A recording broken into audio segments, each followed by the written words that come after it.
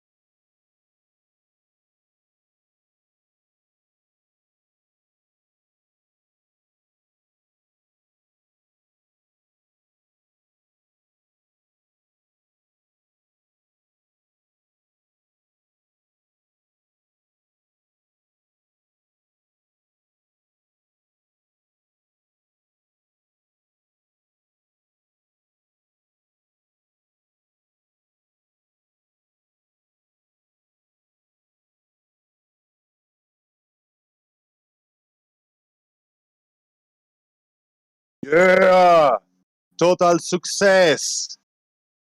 I was able to find my original account. Fucking A. Shout out to everybody on YouTube land. Thank you all for being here. I appreciate it.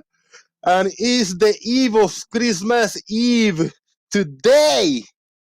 In this Thursday festivities, 13 people watching, please like or dislike and support via PayPal if you got it, and I hope you do. Let's squeak the earth. Woo! Oh, hell yeah. I am waiting on somebody that is going to show up in 15 minutes. And because I gotta do a quick deal over here, so it's gonna take me 5 minutes away from the computer. In 15 minutes, hopefully we'll get a conversation going back then. If not, it's gonna be Farmers Boy like usual, thrown under the bus. What's up, Farmers? Thank you very much. Oh dear. Yeah, that wouldn't surprise me. There'll be a dozen people in here, and as soon as you go, everybody will go on mute. Nothing new there. You see it coming. Right. How is the sound on this one? Dude, I haven't logged in this account in forever. I've been using the flip-flop. No, you sound fine. Very cool, very cool. And big shout out to RT96. Thank you for sharing that link, man. I forgot to share the show on Discord. You're the man. And if anybody else are parts of other Discord servers, throw a link like, oh, hey, look what I found. Jose is live. There's a link. Appreciate it. Looking out. So I actually had a PayPal hit right before the show began, and that was Martin. Martin, thank you very much, dude. Big $20, man. And Martin says, with a big $20, here it is. The evening of the eve of the eve. So have an even $20. Thank you very much, Martin. Appreciate that. Very well said. Very concise, and it makes sense. Christmas Eve. Yeah. The eve of Christmas Eve. I mean, that I'm not gonna put Christmas Eve. Christmas is Eve. No, it's the eve of Christmas Eve. That sounds better. Yeah, Christmas Eve is a bit. A little bit tricky. It's like you're starting Christmas Eve. Well, what? Stuff started in. First of all, top of the show. I think. I mean,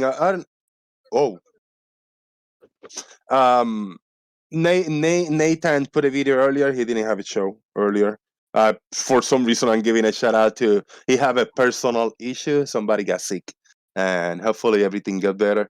My best wishes to the health of that person very close to you. So hopefully everything goes well. And suck my balls. That have anything to do with, I don't want Nathan. Nathan sucks. But my best wishes, and hopefully your more specifically your daughter gets better. Something happened. He put a quick video like he was freaking out, and I felt that. I felt they like, oh shit, it's an emergency. So yeah, hopefully everything goes well. Yeah, and in the meantime, suck his balls. What? Yeah, in the meantime, suck my balls. That's so messed up, man. that's a rather mixed message there, isn't it? Hey, that's true, though. We gotta say, you gotta keep playing the game, man. The show must go on. Troll responsibly. That's it, man. That was so wrong and so right. I hope your daughter's fine and suck my balls. Yeah. Classy. Very, very classy indeed. Yeah, I was. Bro, I went like half an hour ago. I went inside to check on the dogs so they don't start. Let me shake. Take the weight over here. So they don't start bugging me and howling and shit. And I was well, and I lay in the bed with one of my dogs, and I passed out, man. And I got a phone call like 5 minutes before the show. I was like, damn, so lucky. Maybe I was running late, like 5 minutes. That's why. I was like so behind on setting up. But we made it. Now, I don't know whether you've mentioned it, but you went to see a film last night, didn't you? I went to see... Yes.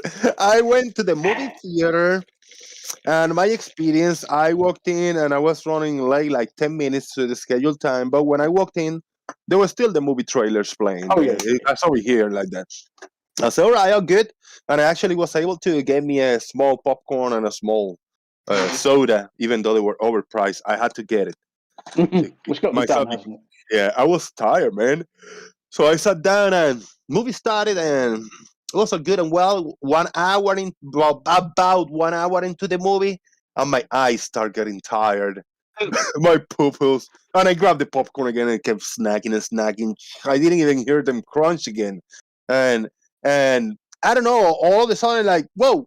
I was like between falling asleep and waking myself up and looking and like this, whoa, it was like a very psychological, like people just talking and I seen Neo talking and I seen this other Indian looking lady talking Oh yeah, and I was like between falling asleep and awake and then I go like, boom, I stood up, I went to the bathroom and I sat down and I stayed awake. But I know in that middle of the movie, there was like half an hour lost, man. I lost like half an hour. I couldn't hold myself. But that is telling something. I wasn't amused. I wasn't too into it. It was good. It was entertaining. It was fun, a fun movie. It was very meta, if that's a thing. yes, And yeah, yeah, yeah.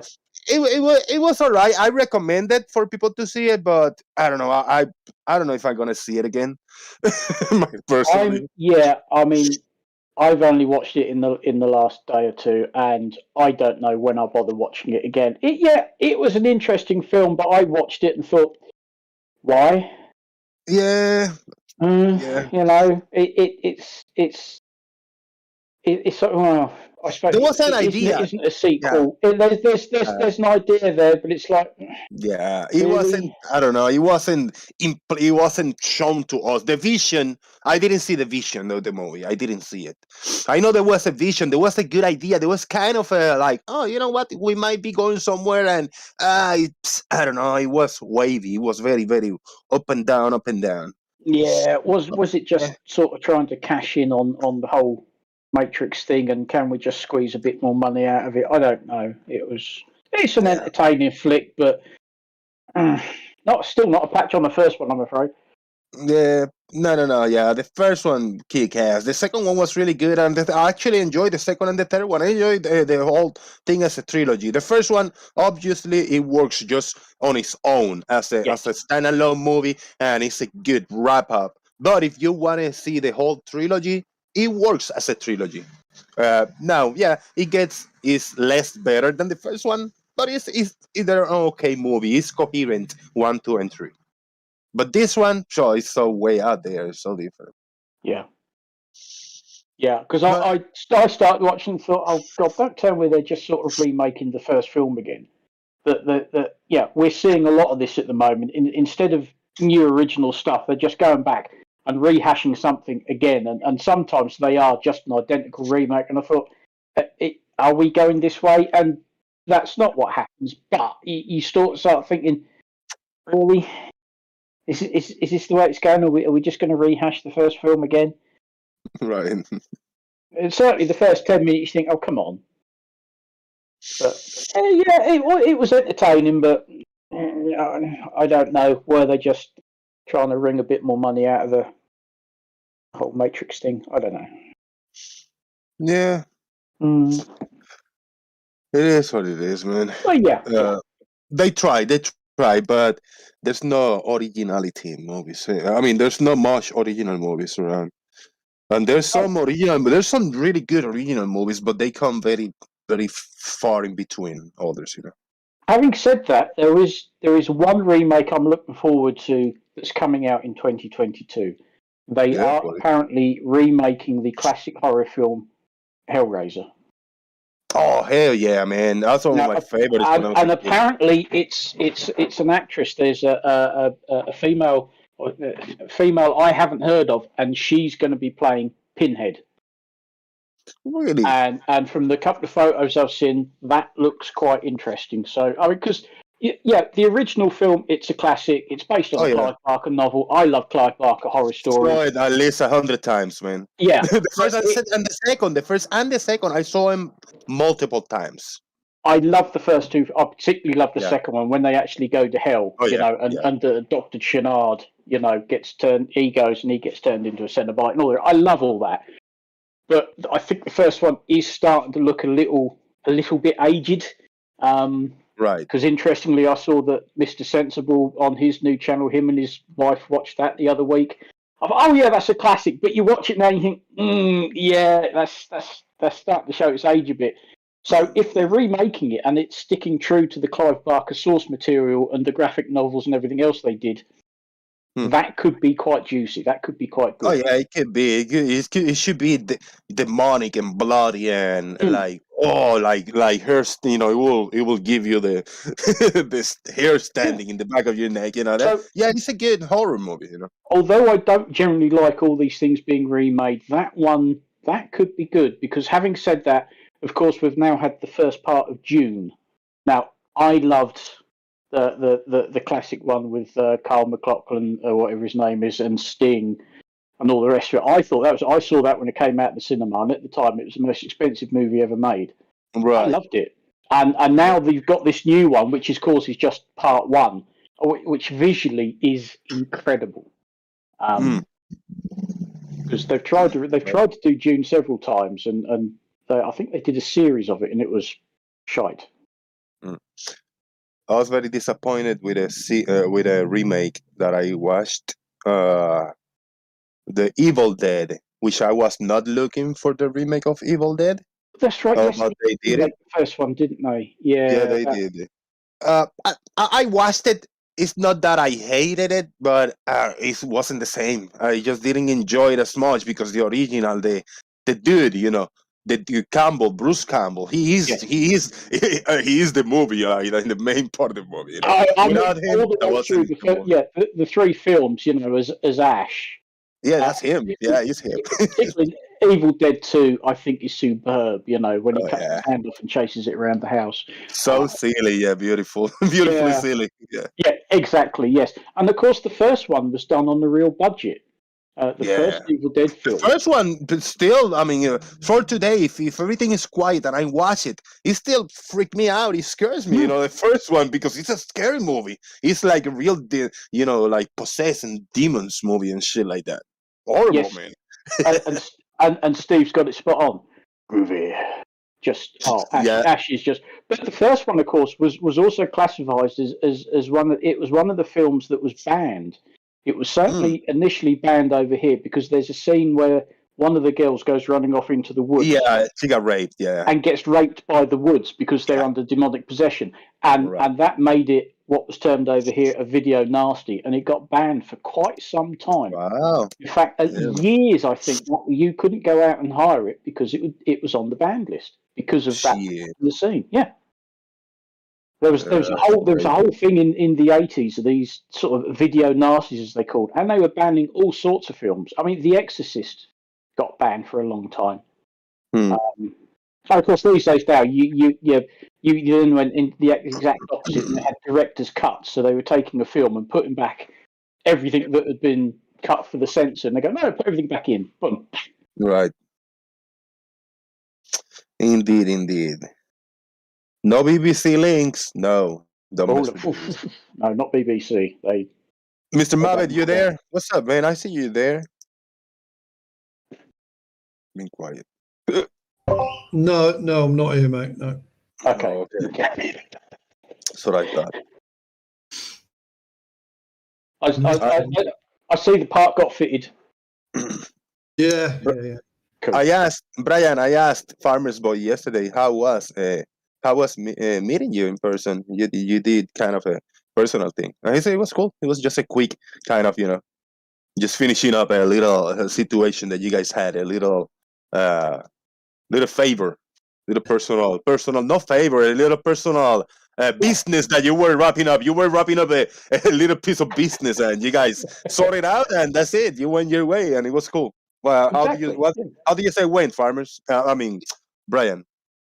Yeah, it went good. Yeah, he did me a massive favour. Really thankful for that, because the people we needed the parts off were shutting down for Christmas. So Right. Yeah, well, like I said, regardless of what we might agree or disagree on, you know, I'm where I am, and you needed a part from a company that was on the edge of the village, and I was going to be out and about within the hour anyway, so it was no skin off my nose to go and pick it up and then give it to you the next day. I mean, it's just it's what you do, isn't it? Well, I like to think so.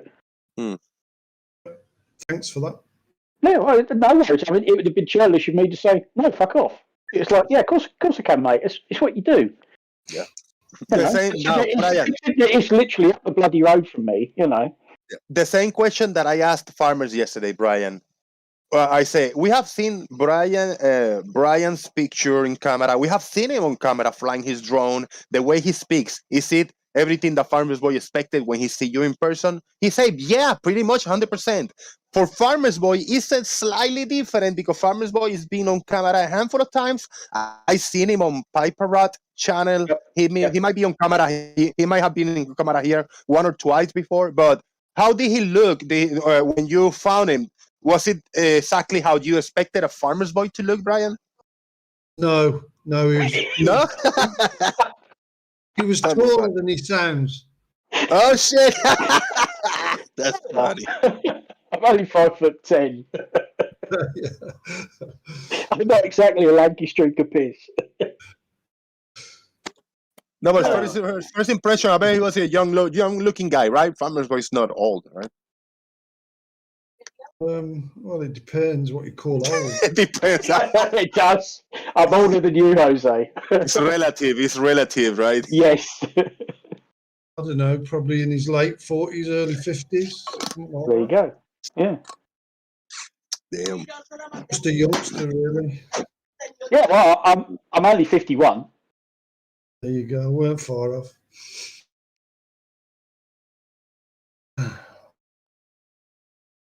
It was nice.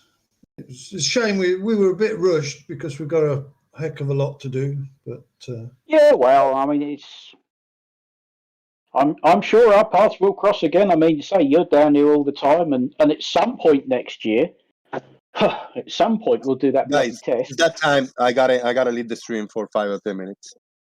Trying to make Anybody, people watching on YouTube, everybody, please join Discord server Daily Boom. It's open.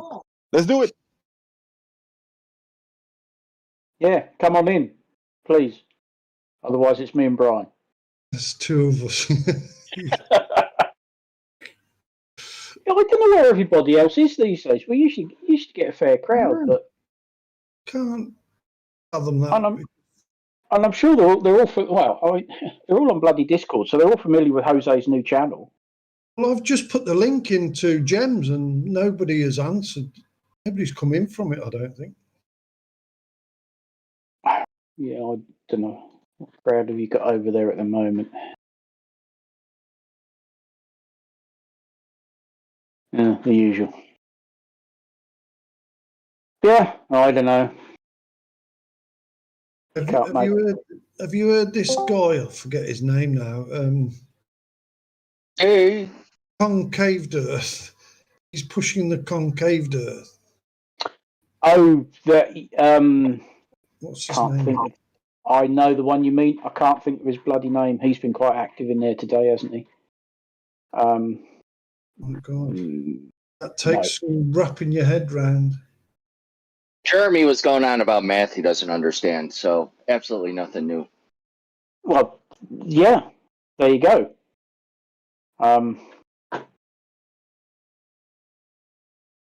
Yeah, I can't. No, I tell you this, remember. you Go. were talking about remade films. Nightmare Yes. Alley is fantastic. Nightmare Alley. I don't know if you have it over in you yet. It just came out now. But it's an old 1940s film noir with Joseph Cotton and geeks eating live chickens and fake mind reading and stuff like that. It's really good. Oh, it's a Del Toro film. Oh, that could Yeah. be promising then. He does Yeah. make some good films. Yeah. Yes, he does. And I actually, Weekend Horror streamed Antlers last night, and that was really good. He produced that about the Wendigo. Yeah, I don't Yeah, see, you never know when movies are coming out over by you. Oh, yeah, it's all over the bloody place. Okay, I'll have to. Nightmare Alley, is that on?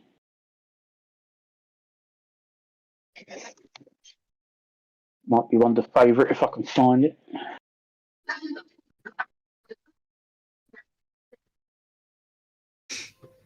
Blimey, I think I might have just found the original.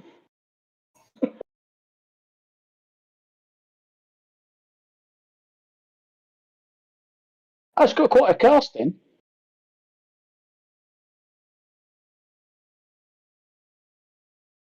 Oh yeah, it does. Bradley Cooper, Kate Blanchett, Willem Dafoe, Rooney Mara, Ron Perlman, Girl Hellboy. Cool. I'll keep a lookout for that. Yeah, really good. And if you could find the original, like on an old time cinema place, watch that too.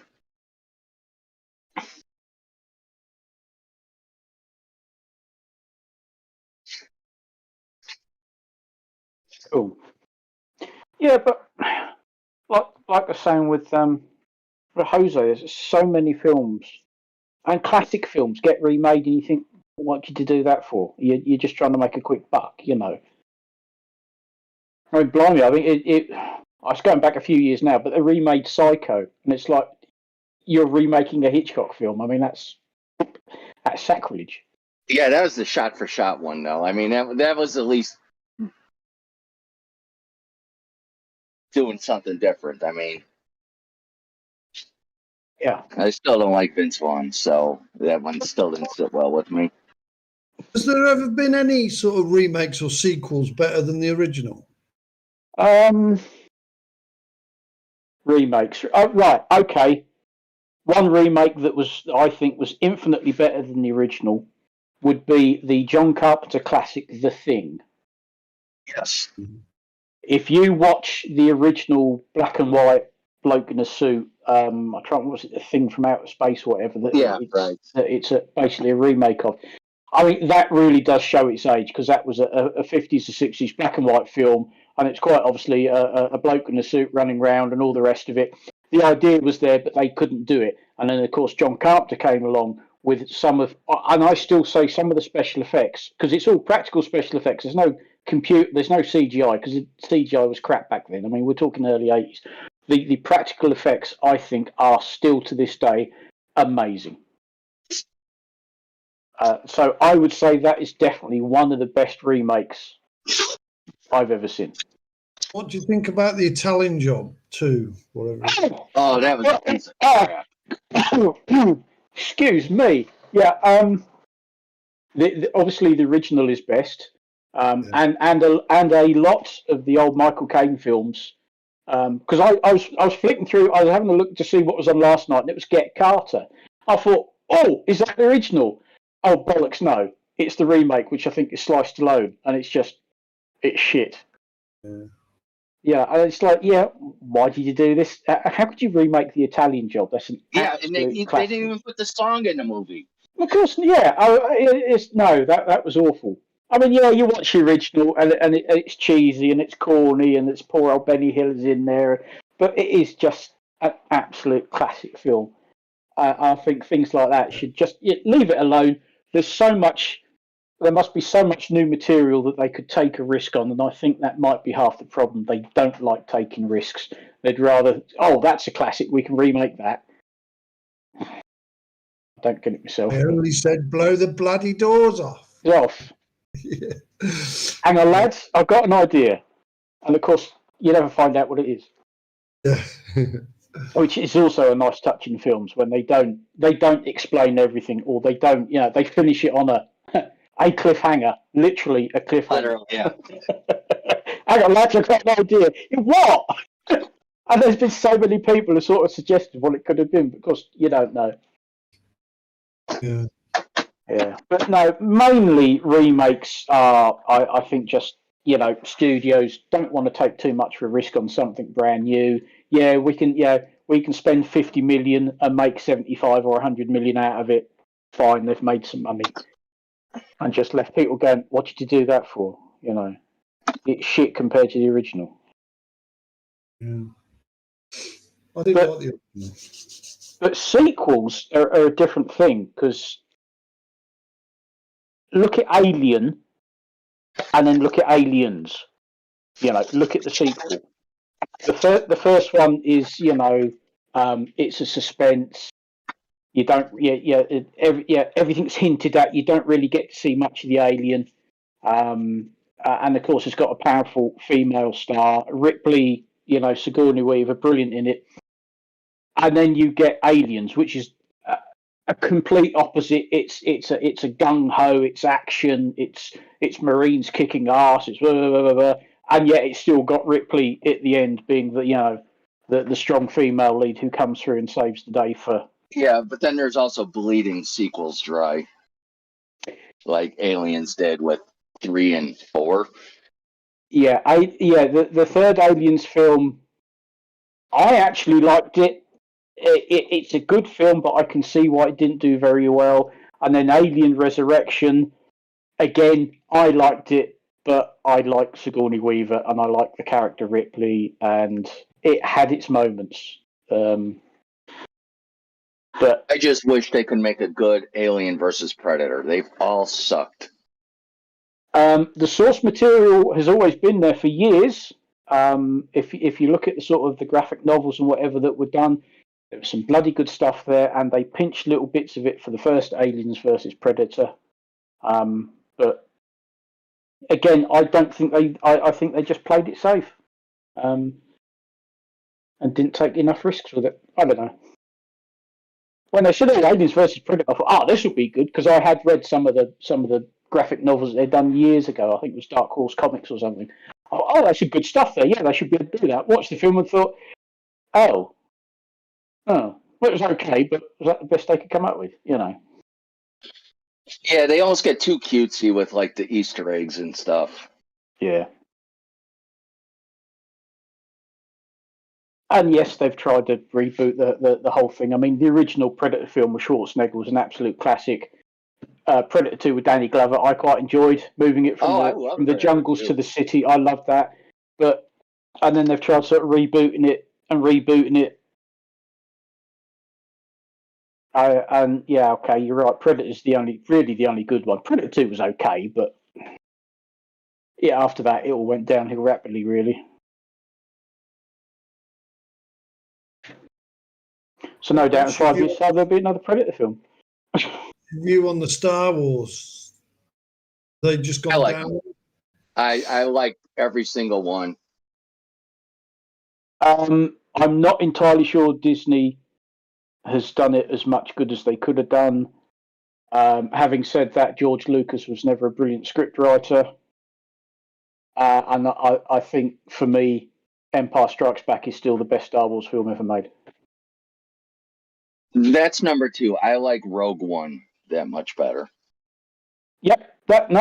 You're right. Rogue One is a good film. I mean, they're all good, but there's good and then there's good. And for me, Empire is still the one for me. Probably because it was the first Star Wars film I saw at the cinema. I missed the first one. I was a bit too young. I remember going to I'm 2 years older than you, so yeah, I was able to see the first Star Wars. I remember the first time we stayed for the 2 shows. Yeah. Just stayed in the theater and watched it again. No, I didn't. Parents didn't take me to the cinema for that one, but I do remember seeing Empire Strikes Back and thinking, bloody hell, that was quite something. Yeah, that first scene from Star Wars still sticks with me, when the 2 ships just go over your head. You're a little kid sitting in the cinema, and this huge ship just goes over your head, and I'm like, wow, that's big. And then the next one goes over. It's like, oh my God. And it just keeps going over. It's like, yeah. Oh, the first time I saw that, obviously on the TV, but the first time I watched that, it was just like, jaw dropped open. You'd never seen anything quite like it. Yeah. Yeah, I still want to pull the trigger on the $800 Star Destroyer from Lego.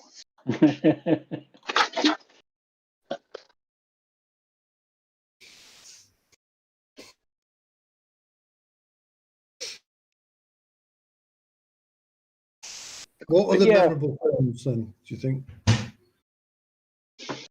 Memorable? Well, it depends what you're into. I have to say that if I sat down and wrote out a list of probably my top 10 or top 20 favourite films, an awful lot of them are foreign. What sticks in my mind is The Flight of the Phoenix. What, the original one? Yeah. Yes, the original with Jimmy Stewart. Yes, that's yeah. Because of course they remade that, didn't they? Okay, you guys are into engines, or I think, right? Mm-hmm. How does the shooting? What they were using the shotgun shells to prime the engine? I don't understand that. It's just an explosion, just like when you ignite your fuel in the cylinder. It's just, gases being forced into the cylinder, and it cranks the engine over. Yeah. Okay. So it was just like a blank they're firing, right? Yeah, it's not actually a shotgun cartridge, but yeah, my brother used to drive the farm he worked on. They had like a bulldozer, a Caterpillar bulldozer, and that's how you started it. It didn't have a starter engine. You put in these they look like shotgun cartridges, but they kick the engine over, and of course, kicking the engine over, it gets it going because they're generally diesels. Engine had to be at a certain point in the revolution. Yeah, you have to get it top dead center, like starting. I see. You have to get it just right, and then you put this thing in, and wham, off it goes, and it fires the engine over, and hopefully the engine. The other cylinders catch up. Yeah. Otherwise, you've got to go through the whole palaver all over again. Starter motors are a wonderful invention. And that's why you have glow plugs in the diesel too, to get up the extra heat. Yeah, you're heating the combustion engine up, which the combustion chamber up, which helps. Although, having said that, the Mondeo estate I've got now, and certainly the one before, it didn't need glow plugs. You could just get in and turn the key, and it started perfectly every time. Well, that's like a Humvee. They always told you warm up the glow plugs, but you would forget half the time and just crank for a little bit, then it'll start. You can tell anybody who drives a diesel when they get in a petrol car because they turn the key and wait. Because they're waiting for the glow plug light to go out, and you're going, "What are you doing?" I'm waiting for the. Oh yeah, there is no light. Pre the diesel glow plugs, my dad used to tell me they used to wrap a bit of rag around a bit of wood, put a bit of diesel on it, light it, and stick it on the into the inlet. Must be doing the same job as warming the cylinder up. Yeah, that's quite often how they used to fire old tank engines up. You had a heater, like a petrol-driven heater, that you held in your hand, and you lit it, and you shoved it in a port, and it helped heat everything up, made it easy to start. Yeah. Theoretically, you want the coldest air you can in there to get the best combustion, but that's not the way to start them. No, you do when it's running. Yeah, the colder the air, the more dense it is, more oxygen within that air, etc., etc. Yeah, I mean that's why we have intercoolers on our cars now, because you want to cool the charge down. But to get it going, yeah, it's the other way around. You want a bit of heat in it first. It's easy to start.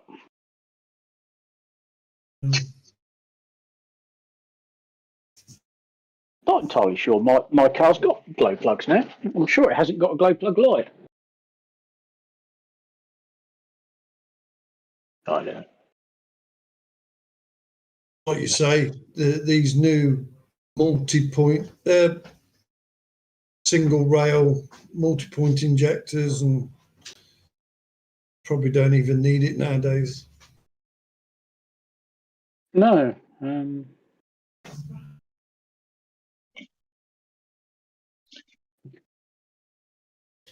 That part of the film to me was quite pivotal, when they were trying to start the engine, and they got 5 or 6 cartridges. They had to just do one to blow out the engine and go down to the last one. Yeah, because he made him turn the fuel off, because it can just keep flooding itself, basically. Yeah. You need to clear the cylinders out. Well, that's what they always used to do with those big old bombers anyway. Before they took off, you'd see the ground crew go out there, and they would be pushing the propellers. They'd basically be turning the engines over by hand because invariably things always leaks, and turning them over by hand cleared out any oil that had built up, any fuel that had got through. It was usually oil. It was usually the oil seals would be passing a little bit, and you had to turn these bloody great big propellers, downgrade things, especially on something like a B-29, turn them all over by hand a few times before you started them up.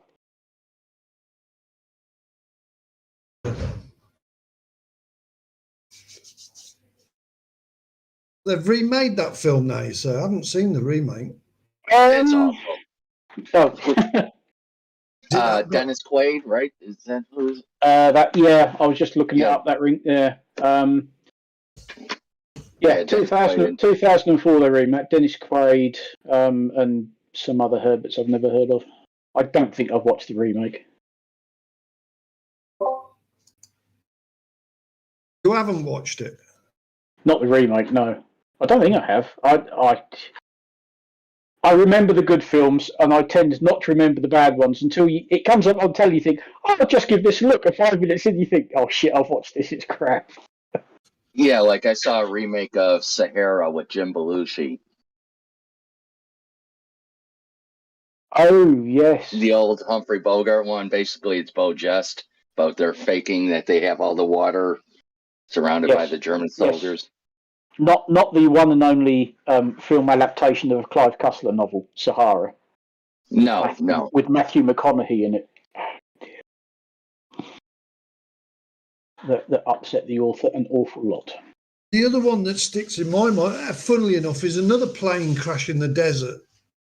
And I forget the actual plot, but basically they're all sort of playing football and American football, throwing the ball, and then they all start disappearing. Yes, I know. Oh, yeah. Oh, I know exactly the film you mean, and I'm trying to think what it's called. Yeah. And and there's a helicopter in it as well, isn't there? It's an American bomber, I think a B-25 Mitchell bomber that's crashed out in the desert, and they're all waiting to be rescued. Well, they think they are. You think they are, don't you? Yes. What is it called? Isn't it the name of the bomber? Is it the name of the bomber? I'm trying. Let me see how strong my Google foo is. Because I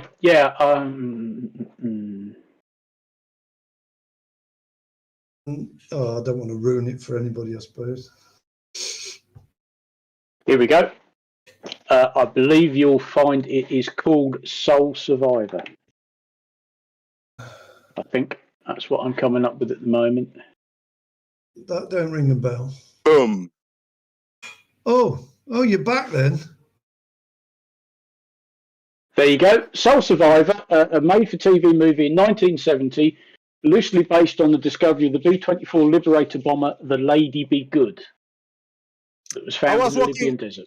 I was walking back and forth and looking, and the icons were lighting up. I say, okay, there's no silence. Thank you guys for keeping me lively and happy. A big shout out to everybody on YouTube land. Thank you for watching. Don't forget to hit the like and join the Discord server. It's free, it's easy, and it's open. Boom. Yeah. You're staying or you're going again? No, I'm here. I'm here listening now. If I can jump in and troll responsibly, I will definitely do that. Oh, I got it. Brian, I think you were the one that answered this question that's always bothered me. What happened to two headlight motorcycles? And you explained it one day that people were thinking they were cars further away and they were crashing all the time. Oh, the person who I done a motorcycle training course, and it was an ex-copper that taught me, and he was on the Accident Investigation Bureau, and what they found was the new method of having twin smaller headlights on bikes and mopeds. People were coming to a T-junction, looking up the road and seeing these tiny little two lights up the road and assuming it was a car miles away and just pulling out in front of them. Yeah, that makes sense. Yeah, and if you Google it, you'll find that is the case. Yeah, it's a thing called depth perception. They see two headlights and think, oh, there's two headlights, that's a car, that's miles away. Crunch. Yeah, it was a major problem. Yeah. And that's why, I don't know about in the US, over here now on dip, you can only have one headlight working. Both can come on main beam. Yeah, but to be honest, the other thing is that most of the time you do only need one. One is throwing perfectly enough light out in front of you to see where you're going, as long as you're not doing, warp factor fucking stupid. Yeah. Yeah, I'm just so anal. I like the balanced look. If you're going to have two, have them both on. And I don't like the bikes where they have the two, but only the one is on and the other one's a bright or something like that. And well, I'm just trying to think which bikes there are a few where they actually have them mounted. I one rode on top of the Buells other. and the newer Buells when they were making those were like that. One was just a regular headlight. One was an auxiliary. What I used to tell all my pupils were, if somebody's waiting to come out onto your road, just expect them to pull out in front of you. Yes. So assume the worst case scenario is the only and thing you can do.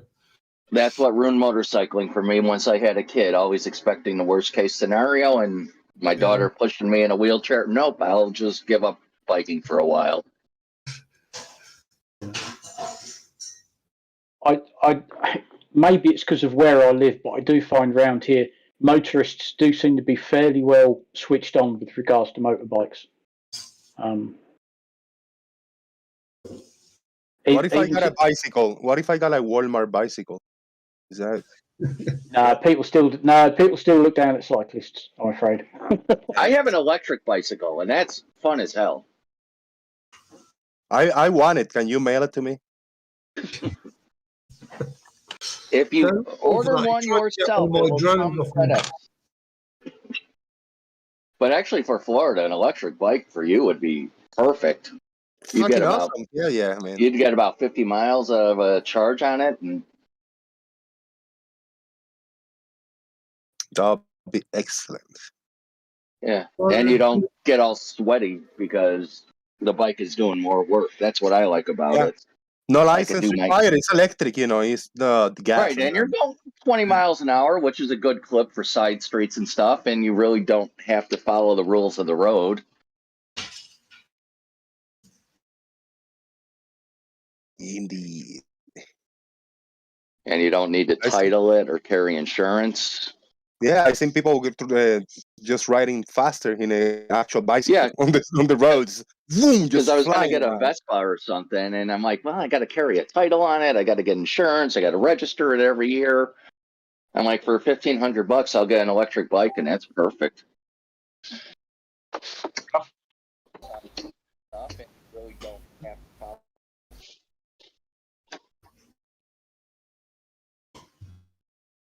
First time I do the show on Discord on this new channel. I've been doing it on Google Meets. Well, you sound okay, so. Yeah, man. It's looking good, man. The channel, I'm happy with how it's going. The channel already has 416 and already reached 1,000 hours. 1,100 hours. Yeah, 1,100 hours of watch time. So getting close to the 4,000 watch time hours and almost halfway to the 1,000 subscribers to see if we could get the super stickers and super chat going, the community tab, and other small stuff that is given to appreciate that you have reached a threshold. Bob running competition with you now since he's trying to get watch hours up on his other channel. He opens a Discord for 12 hours. I know, man. I see. Yeah. Yeah.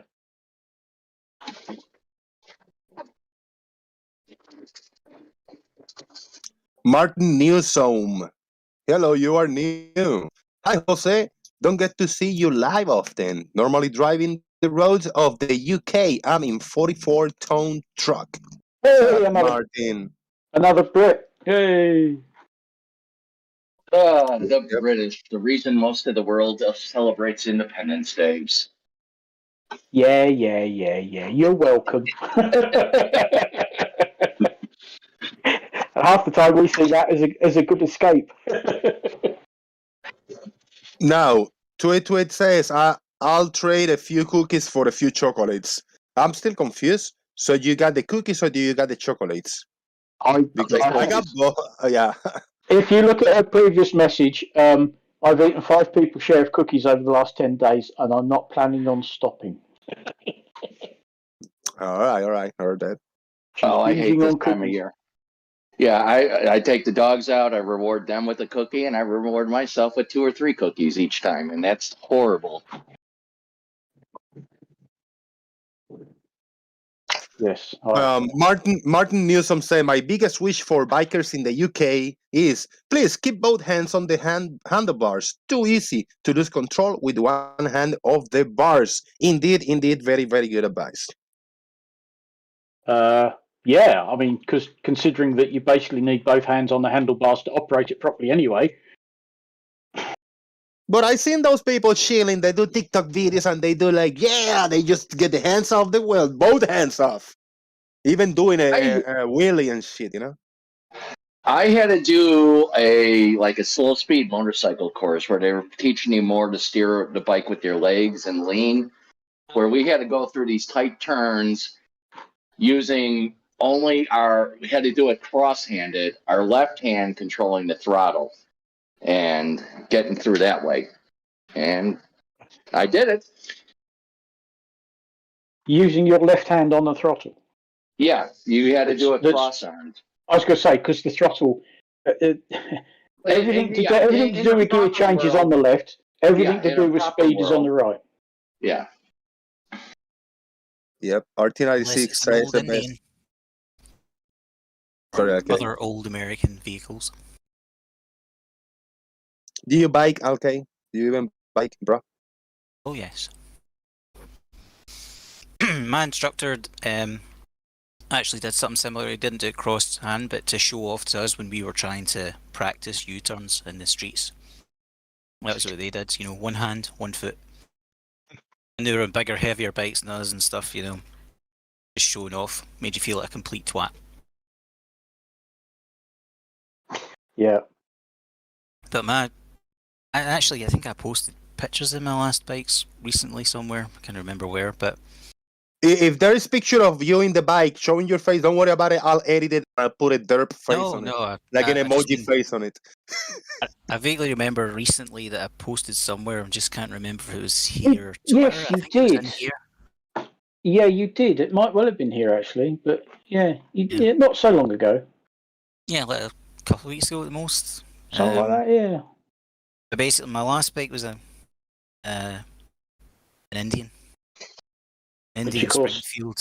Which of course gave rise to the Harley Davidson, didn't it? Yep.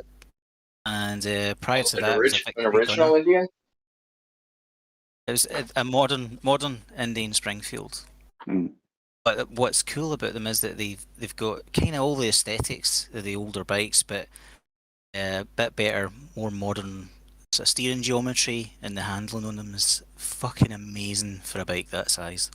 Yeah. Well, there were 2 of them. There was the one incarnation where they were just putting an SS engine in them, and then now Polaris owns them. So now they're really good. I would get an Indian. Yeah, it's the Polaris stuff. Honestly, I highly recommend it. Definitely prefer it to Harleys. You know, Harleys are really ridiculously heavy and cumbersome comparatively. I mean, on paper, the Indian's actually got more sort of dry weight, but it doesn't feel like that. Whereas, you know, when I tried it with a couple of Harleys, because my pal's like a Harley freak, and he had various ones, you can notice the weight in the Harley. The way it's, you know, balanced and everything is actually kind of poor.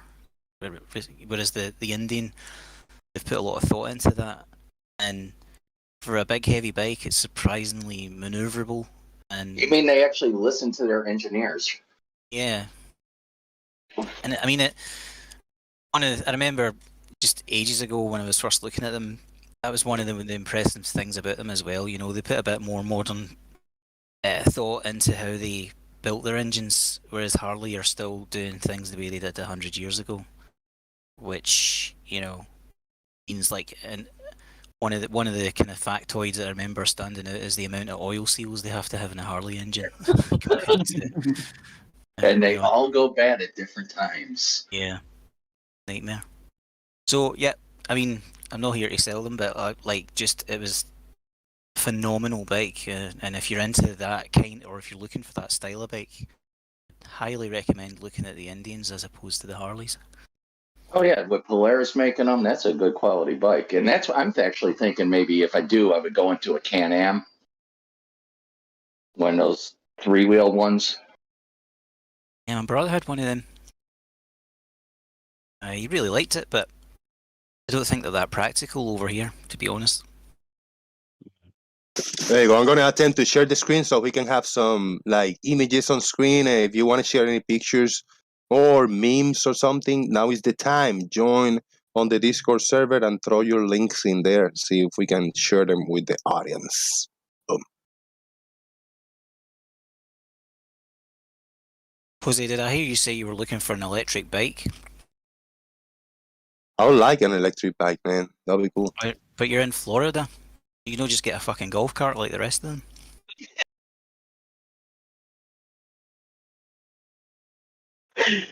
Oh, dear. Yeah, I've seen a few of those. Oh, I posted it here the other day, but if you want to see it, here's the latest photo of the ISS from I think the 9th.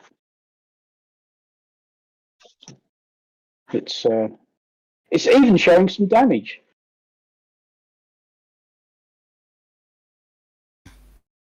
I apologise if you inadvertently hear me chewing as I'm sitting eating crisps. I'm trying to mute myself, But...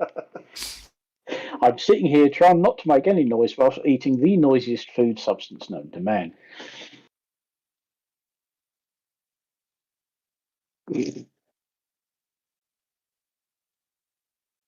Nice one, Twit.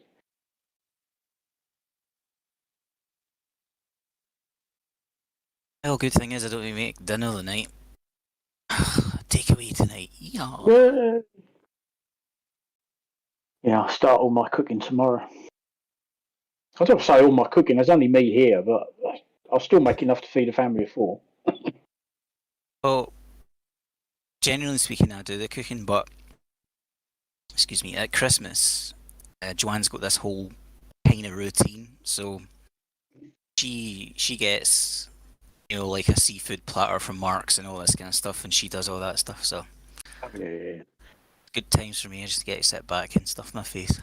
Do any of you guys have a traditional Christmas pudding anymore? Yep, never have. Never have. Okay. I've never really liked the Christmas pudding. I just find it far too rich and stodgy. All right, on screen we have Santa Claus is collecting the items from our list. Thank you, Santa, for doing your part. You guys should be able to try to see if you can join my stream. I think it should be a strong signal. Stop. Let's have a look. Yeah, I've got you. A strong signal because I'm wired on the laptop now. I got a little Ethernet cable from my router to my laptop now. Do you know, that's the quickest I've ever been able to join your stream, so yes. Yeah, looking good. That barely had to think about it, whereas sometimes it's like, this isn't going to happen, is it? Right. Yeah, now, ISS, yep. It should that's be the ISS, that was taken, the 9th of December, so that's the most recent one. They did a whole sequence of them. But as you'll notice, one of the radiators has taken a hit. It's got some damage to it. Where is that? Here. There you go. Yeah, those big white panels. I believe they're part of the cooling system. I think they're the radiators. They're not solar panels. They're part of the cooling system for the station. And as you can see, I think that one's took a hit from something because they've had to adjust the position of the ISS a couple of times over the last few weeks to avoid debris in the same orbit. So I think the Russians quite handily blew a satellite up to see if they could. What is this segment right here? Is this painted brownish or is it kind of a burn? speed burn mark or something. Quite sure what that is. Let me open up my original, because these are quite high definition photos. Well, I don't know if, I'm not sure about the exact layout, but I know some of the covers and stuff, the thermal coating ends up looking like that. This one is a slightly different tone also, this little panel. Yes. Darker, a little darker. Yeah. But I think you'll find all of them, all of those white face panels, they're all part of the cooling system. They're the radiators that they can use for getting rid of excess heat and all the rest of it. The so-called solar panels, the photovoltaic panels, are the ones that look pretty much end on in this photo. They're the ones that convert light into electricity. Mm. The big white ones are all part of they're all to help keep the space station cool. Yeah, that's the obvious question. What's the source of the photograph? That is from the Johnson Space Centre's Flickr page. Sorry, I didn't mean like that. I mean, who took it? Right. I like that. Well, if you give me a moment, I'll tell you. And we know now what this is. This darker part. This is the poop outlet. Thank you. Thank you, because Biggest knows best. NASA's so full of shit, there would be a much bigger stain. Okay, I got it. Yeah, that makes sense. Don't. Yes. Of course, they don't dump their poop outside. There's enough crap floating around in orbit without adding to it, so they tend to put it back on. There are supply ships that go up, and there are supply ships that sometimes come down and don't land, but they burn up in the atmosphere, and that's generally what they put their rubbish aboard. So they burn their poop up in the atmosphere. If we were able to see, oh great, so we're breathing astronaut poop. Yeah. If we were able to see the back of this different color panel, will it say "Made in China" behind it? I can guarantee you, it will not say "Made in China." I'm just checking because it is a 9. Put planted the benefit of the doubt in my mind with that. It might say not for scientific purposes. And actually, right. I can find you the photo from the other side. If you give me a minute. There we go. Oh, deflecting already. You're supposed to be looking up the source, and now you're looking for something else. I see. There you go. Oh shit! Where do you use research skills? Now, these panels look small. I say this panel is about 1 inch by 1.5 inch, like a square panel. How big are these panels? Each of those panels, I think, are at least the size of a person. Yeah, comparing to the Soyuzes, you can put 3 men inside each of those Soyuz. So you can imagine how many men fit in this. That's what I was just going to say. If you look at the bottom, Jose, that's the module that's attached that Chaiki's referring to. That there. Right. Yeah, that astronauts fit in like a third of it, so it's like 1 model size, maybe a third model size. And those panels are pretty big then. 6 by 6, maybe even 10 by 10. They are big, but of course, what they also are quite thin. So these things, you can see, they were all folded up when they were first fitted. As were the PV arrays, the solar panels. They're the same. They just slowly extended out. All of this was quite compact when it was first set up, because obviously it had to be. Didn't they put new solar panels that they like a sheet that they stretch? Yes, I'm just trying to see. Oh, I think on the right side. On the right. Yes, you can see on the right side there is a smaller panel at the bottom there. The lower right, you can see there's a smaller panel in front of the larger one. Because I think that's where they mounted them.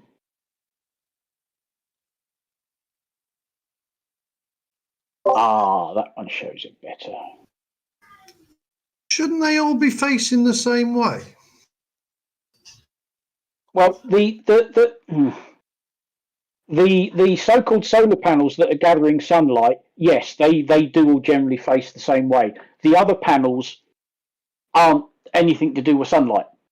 The really big panels that you can see, they're the photovoltaic arrays, and they are all basically pointing in the same direction to gather sunlight and to turn it into electricity. The smaller, whiter ones that we're first looking at, they're radiators, basically. So they're there to dissipate heat. So they won't point the same way. And quite often, they will. If you want them to lose heat, you'll point them sideways onto the sun. Is everybody watching the stream? Come up anyway. Is everybody watching the stream that I'm sharing the screen? Whether match is on or not, it's going to come up if they're allowed to travel. I mean, I see what Brian's saying. There's those three on the right that look pointing different directions. And it's an excuse to meet up.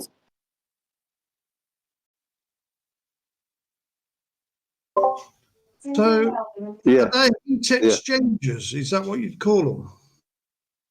Yes. Yes, because the thermal regulation of the ISS is obviously very important, because one side's going to be exposed to sunlight and the other isn't. So the temperature control of the ISS is obviously a 24/7 ongoing thing, and generally they're looking to get rid of heat. That's why these heat exchangers, radiators, whatever you want to call them, the white panels, that's what they're for. They've got liquid being pumped around them. What are they heat exchanging with? The coldness of space.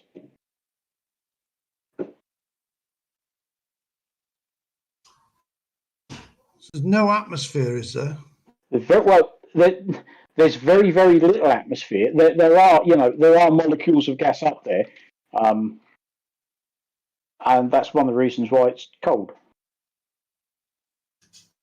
So you can dump the heat that's inside these panels into the coldness of space. It's pretty much entirely radiation. Yeah. Yeah. There's no conduction or convection. Well, I mean, that's how we get heat from the sun. Radiation. Yeah. Exactly. And that's the irony of these things. Well, your radiators at home generally don't heat via radiation, but they're called radiators. Boilers don't boil. It's just one of those things. We all seem to end up using the wrong words for things. It orbits the Earth every 90 minutes. More or less, yes. It all depends. Well, hang on, I'll tell you what it's doing at the moment. Let's have a quick look. Wait for the tab to open up. Look in your phones for that reading Brian Leakey gave you today in that video. Right, the ISS is currently over the North Pacific, somewhere below the Aleutians, and it is at an altitude of 263.48 miles. And it is traveling at 4.75 miles per second. So that's a satellite period, as they call it, of 93 minutes. It's orbiting the Earth at the moment. So does it go day night? Miles or navigator minutes?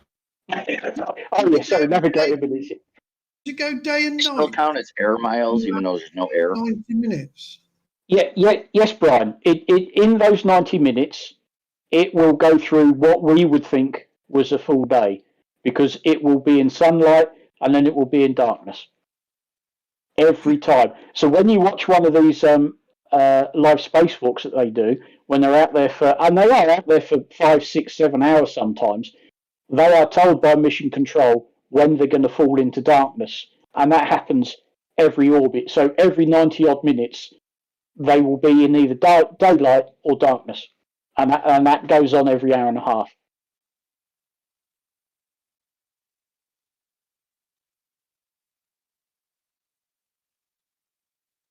And you see that on all their spacewalks, and they are told, you're going to be in darkness in 5 minutes, so it doesn't take them by surprise whilst they're concentrating on doing something, and all of a sudden, why has it got dark?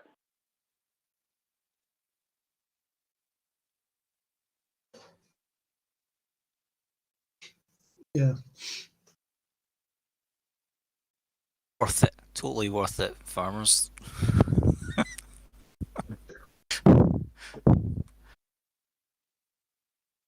Big shout out to everybody in YouTube chat box now. Quickly, is the stream okay? Does it sound okay? And does it look okay? That's all I need. I don't need perfection or high quality, but as long as it sounds good and it looks good, I'm happy to move on. Go ahead, Alcaiman. Sorry. Similar. How does this sound? Does this like tinny or whatever in this headset?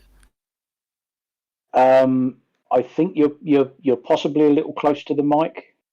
Right. Okay. Hold on. You're sort of popping the mic a little bit, but other than that, it's not too bad. Oh, it's a new headset.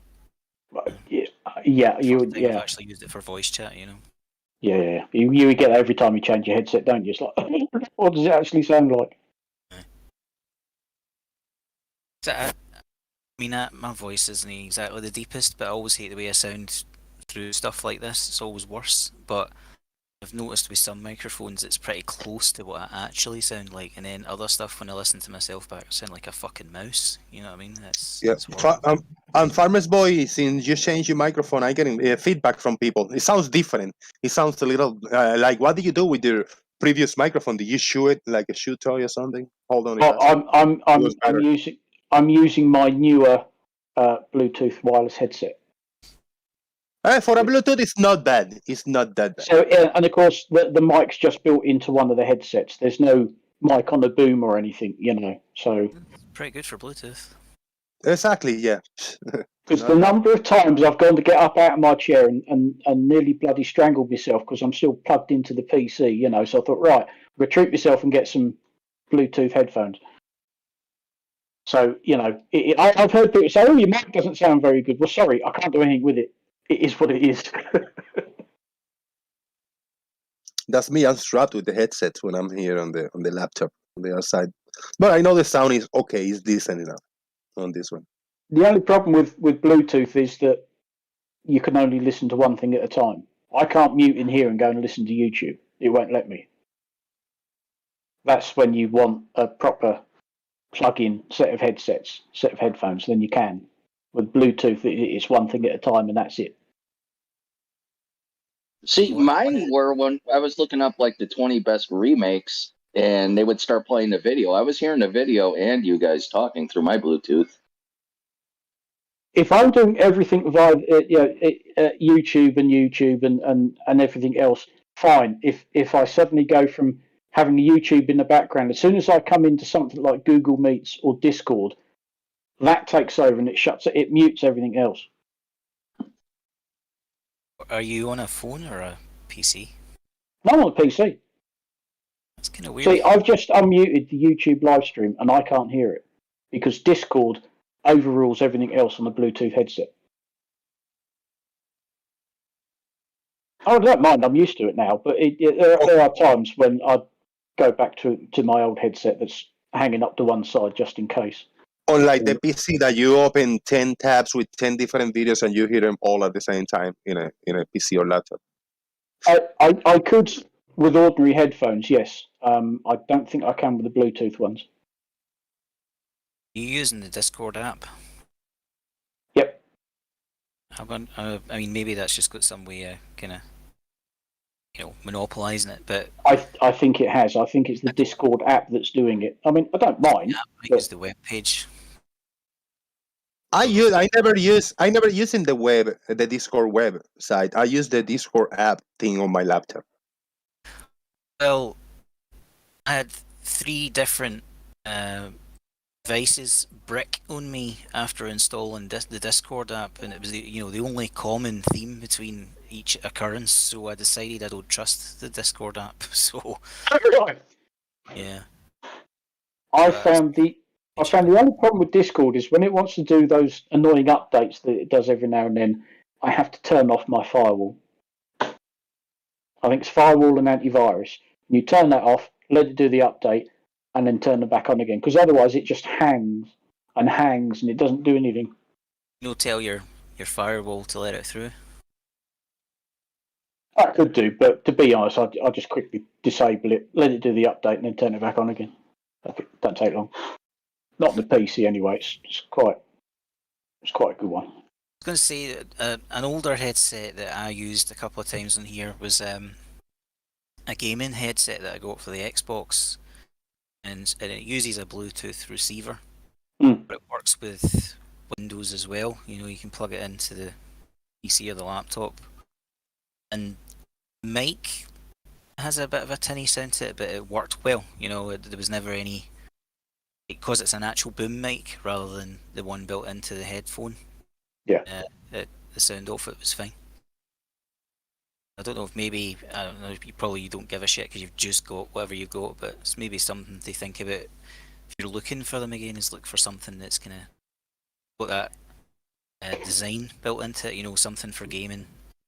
Yeah, I did sort of look at that, but I might have a bit of a play with it in the future, maybe try something different, but to be honest, for now, the Bluetooth one's okay, and I've got the older set, so they're hanging up nearby just in case, If I forgot the charges, and all of a sudden I'm talking to myself and the battery's gone flat.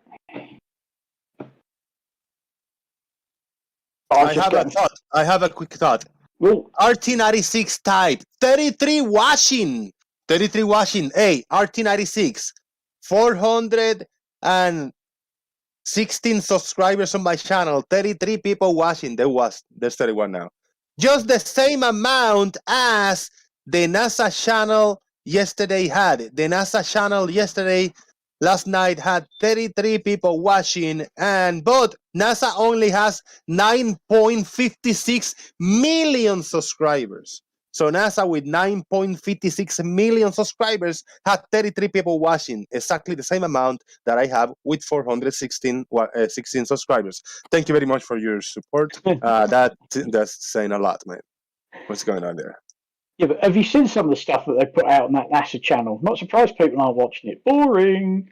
Dude, it was exciting. They were showing some stuff from the ISS in that moment. Like, giving a little tour and stuff, Yeah. I generally only watch it for watching live launches.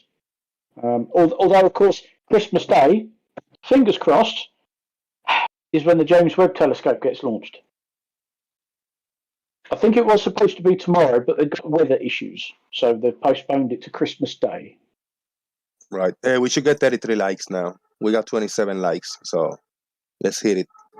Annie, anybody want to share your Christmas gift with me? If you want to share anything Christmas gift-wise with the Boom channel, support via PayPal. The link is pinned above in the description box, or find it in the description box or in the chat box. Boom.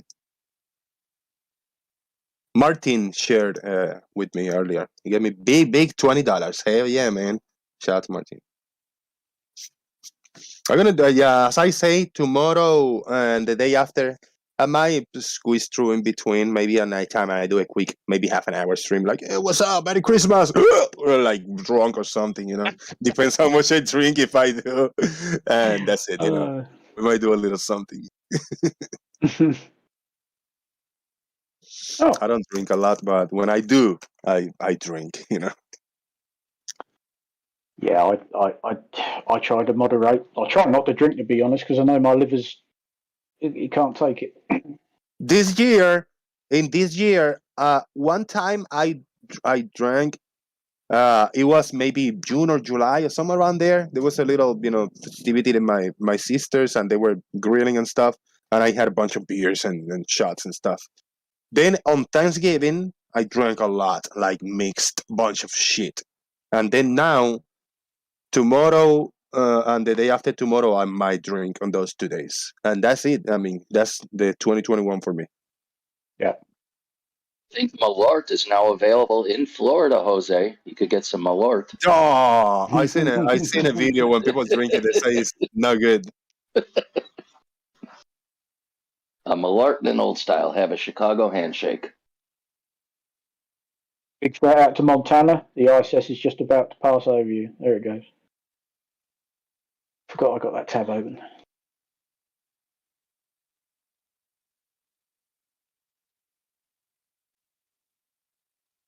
Oh, it's going to pass over you, Jose.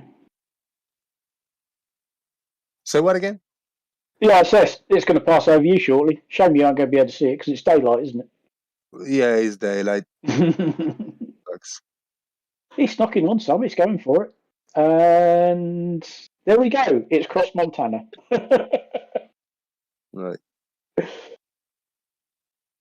Yeah, I seen a video with people trying Malort for the first time, and they go like, "Ugh, no good. What the hell is that?" What is Malort? Oh, it's a joke. Ah, okay.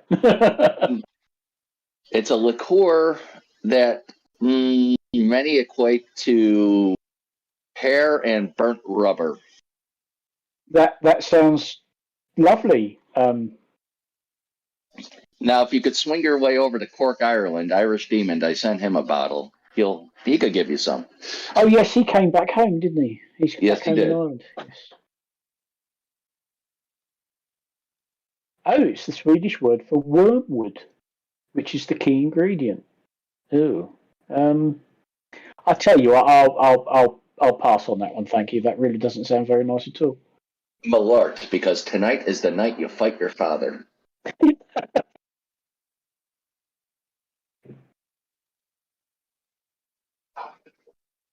Oh no, that's got to be vodka. There was a time. There was a time when I probably did do that. Closely followed by my liver going, fuck off. Yeah. Choke. Just down in it. I hope that's a cheap stuff, because that's no way to treat proper vodka. Oh, no.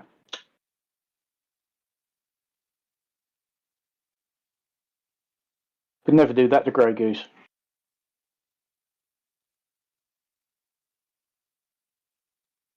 She got skills, man.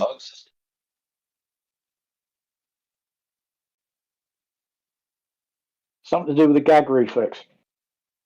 Yeah, she's down in. Of course, you could bet your boots in reality that was a bottle full of water. Yeah, can I have a take? Oh, no. Sorry.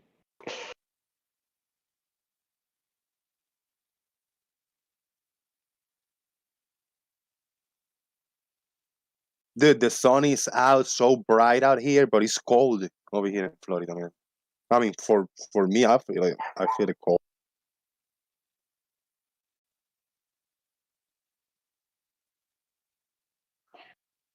Yeah, but what do you call cold?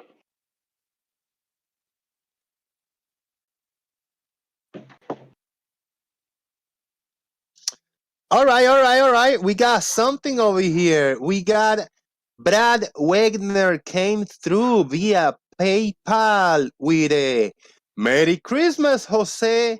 Dude, Brad Wegner, thank you very much, bro. $20 by Brad. I really, really appreciate that, brother. Hails to the yeah, man. Thank you. It's like living right for a while, so you know proper cold. I know proper cold. I spent 2 winters in Cleveland, Ohio. You know? Oh yeah.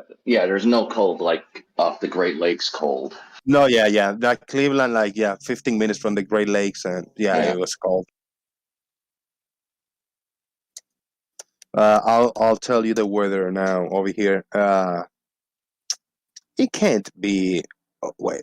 This is not. Yeah, I'm not in Miami. No way. Largo, Florida. It's telling me how it's in Miami is 71 degrees. Over here is 63 degrees Fahrenheit. That's 17 Celsius. It's a summer's day. I don't know what you're worried about. Yeah, that's what my thermostat is set at, 63. 63 Fahrenheit. Dude, it's chilly, man. It's a little breeze, man. Oh, God, I'll be out in a t-shirt. God. 17 degrees. I can't remember when it was last 17 degrees here. It's going back a few months. Look at that. 17 degrees Celsius. 62 degrees Fahrenheit. Shit. It's quite mild here at the moment. It's 9 degrees Celsius. We're 0 Celsius here today. Huh. Hold on says, immediately before an 11-hour flight, I once swallowed half a bottle of whiskey at the terminal. Wifey was not humored. I wonder why. Damn. Yeah, but I bet that flight went really smoothly because you just sat in your chair and went passed out. Yeah, but calling Florida, no, I cannot wear my. Well, but it's actually. Dude, he say all you need is socks and flip flops, dude. I want it. Yeah, I gotta turn on my camera. At least the people over here on the street will see what I'm wearing. Socks and a flip flop. Nailed it. I'm wearing the socks and the flip flops. Shit. Oh, socks and sandals. No. Oh dear. Nailed it. And you think that's cold? It's cold. I mean, for 70, 80 degrees every day. 70 is nice, but 80 degrees, 90 degrees in Florida, and then one day wake up, it's mid-60s. It can get you sick. It can get anybody sick, when you're in the heat, and then going to cold and heat. Yeah, I don't want to take a chance. Cold. It looks like the James Webb Telescope is actually on the move. Photos of it going out to the launch pad. Hold on, nailed it, bro. Socks and flip flops. I gotta share the image. Yeah, I can take a picture. Oh, Jose, don't ever change. Yeah, there you go. Okay, that's me. Picture. I'm gonna share that over here. I'm gonna share that with the Discord. Let's see what we got. Hey, gotta keep it real, man. Shit.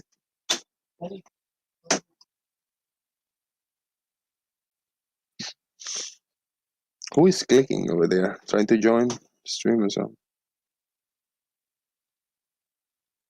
I don't know. I hear clickety click. Alright, this picture is just taken and it should pop on. Professor Phil Bell, Merry Christmas, be safe and happy as you can be. Thank you very much, Professor. Hi, this is me right now. That's me.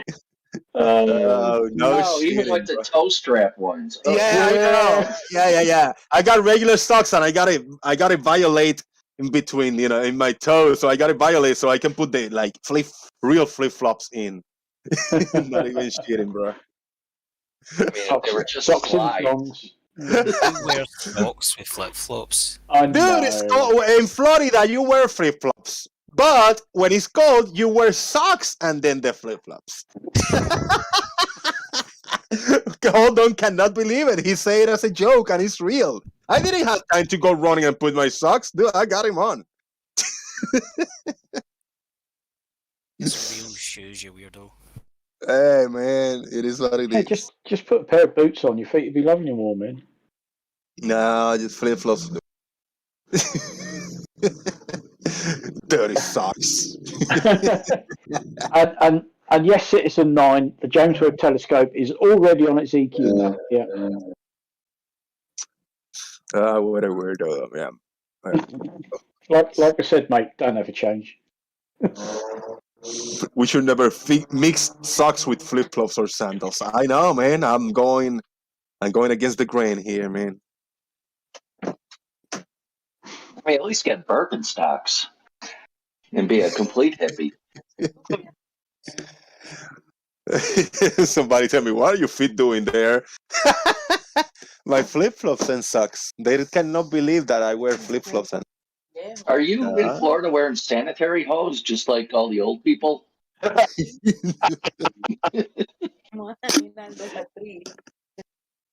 Yeah, now you've let his secret out.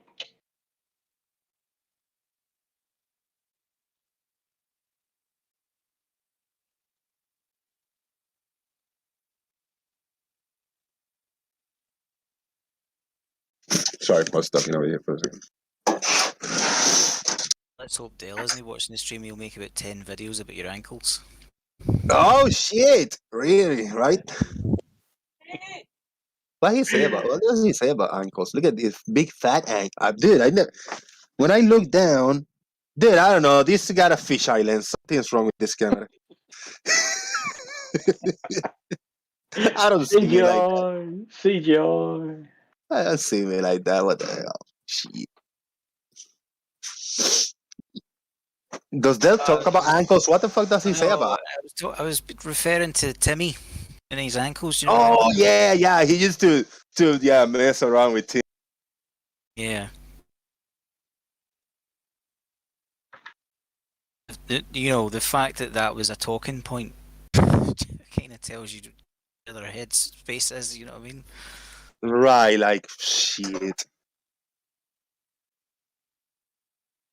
Amazing people.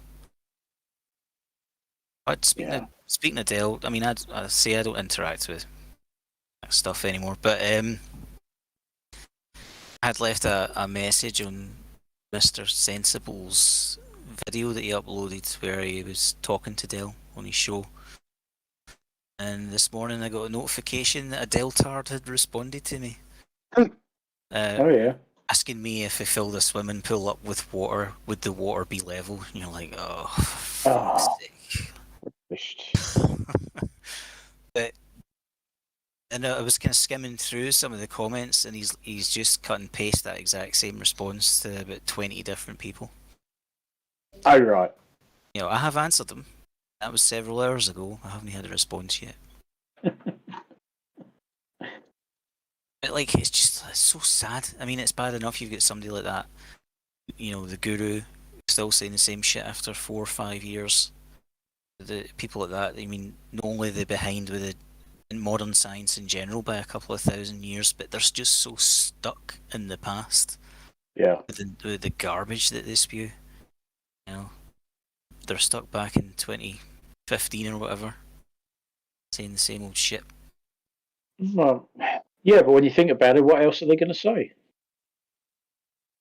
I don't know. Honestly, I mean, the idea that is so wrong. I'm not really sure how you could make it better, but I mean, just change up the script a bit somehow. Jeez. I mean, the sextant thing and all that is really, really, really, really, really, really, really dumb. Yeah. It's different. Yeah. Oh, yeah. It's made a pleasant change. That we've heard something different, but it's still really. Are you going to go down that road? Are you going to claim the sextant proves a flat Earth? Yes, you are. Oh dear. Stupid, but sort of new. At least they could try that. They could try mixing it up a bit. Yeah, but there's only a limited number of. You can't even call them arguments because they're not. There's only a limited number of stupid points that they can try to make, and after a while, they're just repeating themselves.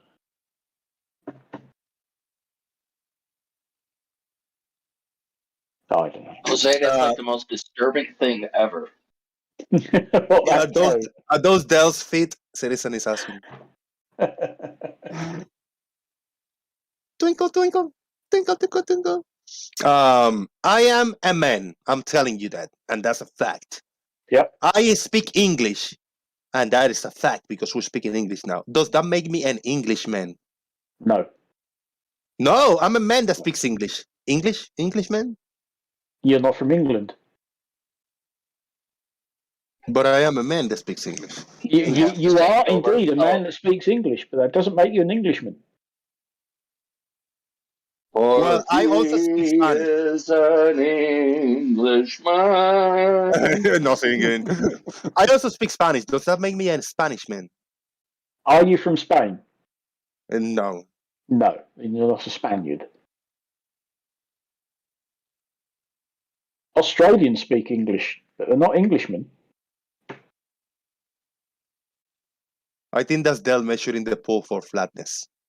Do they really speak English, though? Do they really? Well, Australians? Yeah. More or less.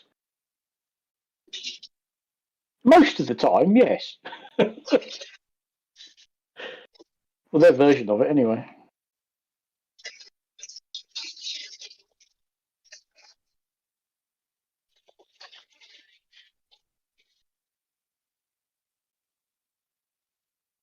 In fact, it's often easier to understand Australians than it is to understand, I don't know, Dell.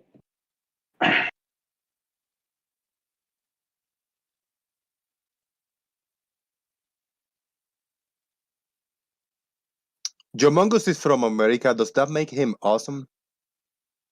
Yes, Humongous, of course it does. You're American, you're awesome. Own it. Okay, makes sense. Let me just uncross all my fingers.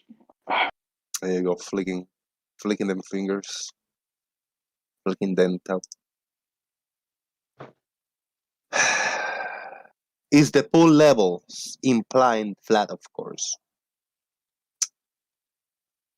Yes, it's because they don't understand what the level actually means. Hey. Can we define I'm level? willing to bet there's a meniscus in a pool, so it really wouldn't be level. Mm-hmm. Can we define level? No. Now, as a synonymous of level, is flat a synonymous of level, or that is within a context? I don't know.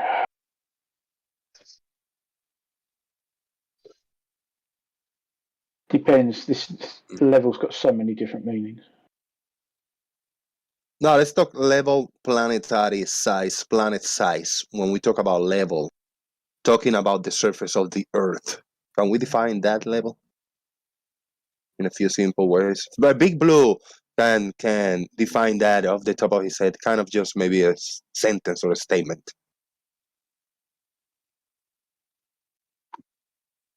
It's something like the forces acting upon it. I just cannot phrase what is level on the Earth size scale. Got Well, Jose, I wasn't listening.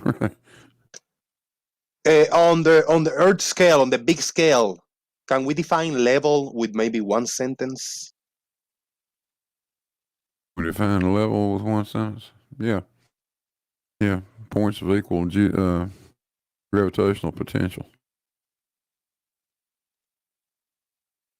Points of equal gravitational potential. I like that. Yeah, that's good. But I also heard the phrase in a different way. Level is something, and the forces acting upon it. I don't know. On a surface, like on the surface of the Earth. Maybe I'm mistaken. Horizontal, maybe is what I mean. No, level. I don't know. You can come up with lots of definitions. I think everybody understands or should understand what it means. Here's what I said, dude. Level points are points of equal gravitational potential.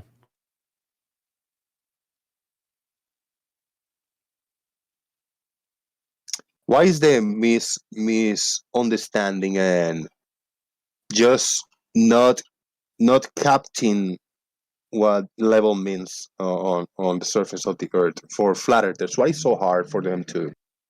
Where is the disconnection? Simply have to deny the definition of level, because to accept it means you have to accept that the Earth is spherical. It's that simple.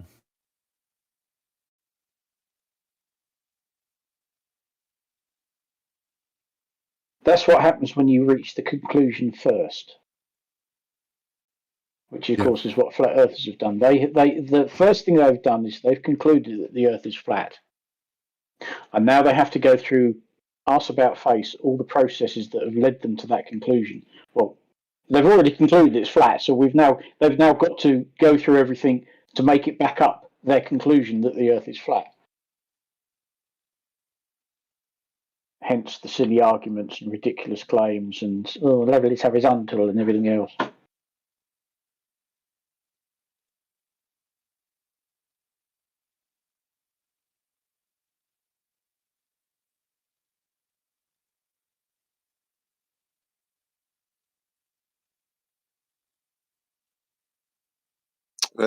Citizen 9 says because they're thick. That's where the disconnection is, because they're thick. Quite possibly. It's an explanation. Yeah. It's logical.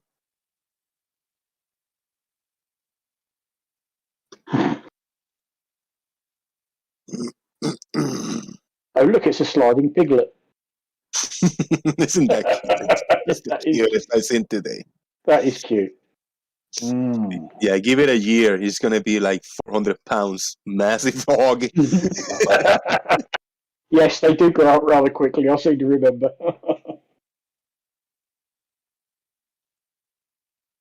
But they do taste nice. Delish, yeah. Oh yeah.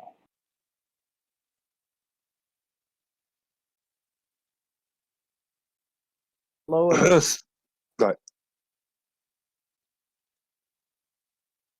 Sorry, go ahead, man. Whoever was gonna speak. I just Hey, Crow, that was you. Yeah, welcome to the show, man. just seen your picture of as a viewers.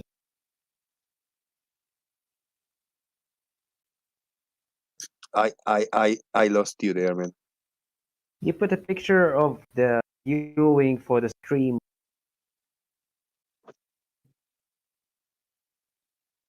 Right, share. You just saw the link that was shared for this live show. Yeah, here. Right. No, look at it. How come you say the lowest ratio? Because comparing 33 400, that's big. And I thought you were talking about your channel. I didn't notice. It is. Yeah. So at the same time, 9 million subscribers. 30, 430. You're cutting up, Crow. See, you're cutting up. Oh. I hear you. I got the gist of it. In between every other word. But you just saw, like, there was evidence. Like, there's 9 million plus subscribers. There was only 33 people watching that NASA channel on YouTube. That is. It's crazy. Yeah, but if SpaceX. You're cutting up again. Bad. I don't know if it's push to talk or your connection. Oh, okay. Yes, I think I missed with the sensitivity, so I'll try to boost it up a little. Yeah, that sounded better. Yeah, do your tweak around, and it might sound a lot stronger. Yeah. I'm one of those 9 million. By the way, I just delete everything I see from NASA mostly. I click on it sometimes, subscribe to the channel. I click every once in a while to see what's up, and I just check out quick. I think people have already seen it all, whatever they're showing in that channel. They have a lot of people ask stupid questions that they answer and stuff like that. You need to weed out the non-important stuff. A lot of recycled clips and videos they got there too.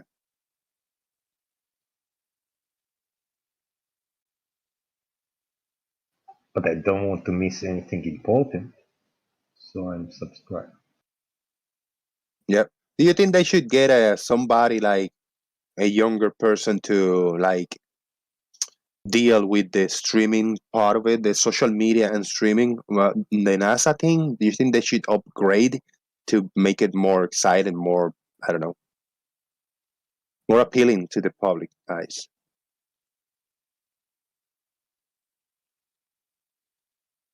I don't know. I don't give advice to NASA. I collect my paycheck and that's it. Well, you came in late today anyways, so.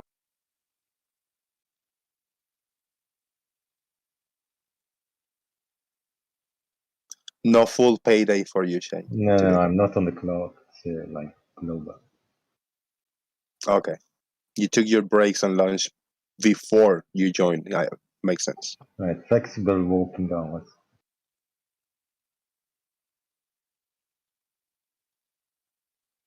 They thought every time I join, like the Nathan and other shows, they think I got a direct connection with somebody. We're talking to somebody, two people whispering, telling me the answers to the shit. That's hilarious, man. person like me. Shit. Like, I just like making a fool of doing my own shit, which I get criticized by a lot of people. But I never ever having somebody like in the moment when I'm talking to a flat earther or anybody, I never have anybody giving me any advice or telling me what to say. Fuck that.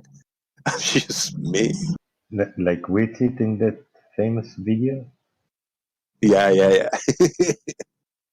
Lots of people do, man.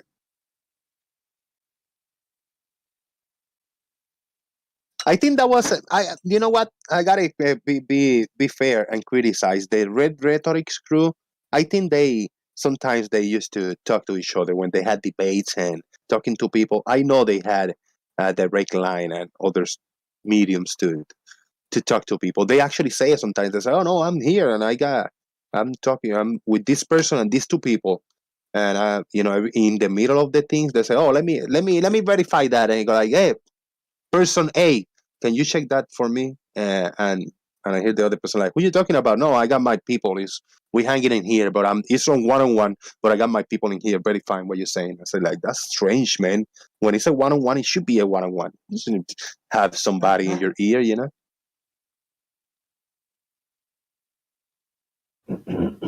Yeah, there was a whole load of nonsense about that a couple of years back, weren't there?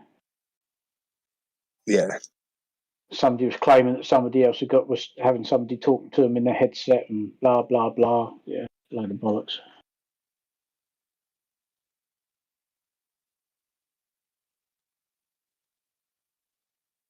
If there was no friction, if we were either lighter, if it was less gravity on Earth, if there was no friction within the objects that we walk, like grass or dirt or asphalt or anything and concrete, will we be like will we be sleeping in the same place? How are we gonna get friction? Just get pointy sticks and pointy thing like skin and just try to move, stuck and move.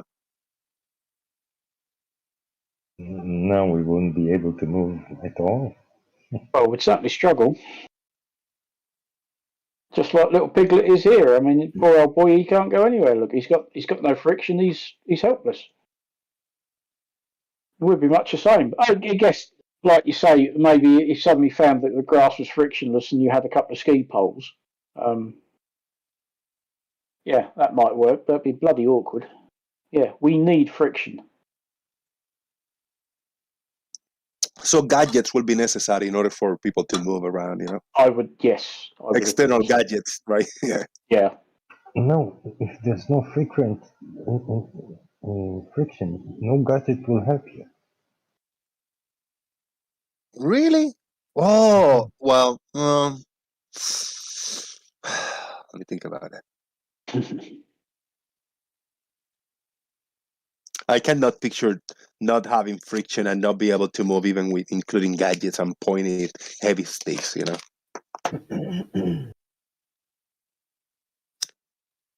Or plungers or something. Stick with plungers in the bottom. If there was everything smooth. Move.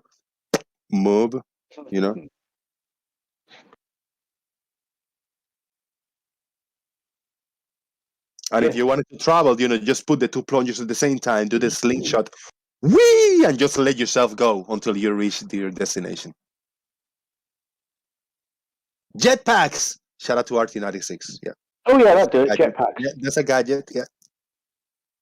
Anti-gravity belts. I don't know.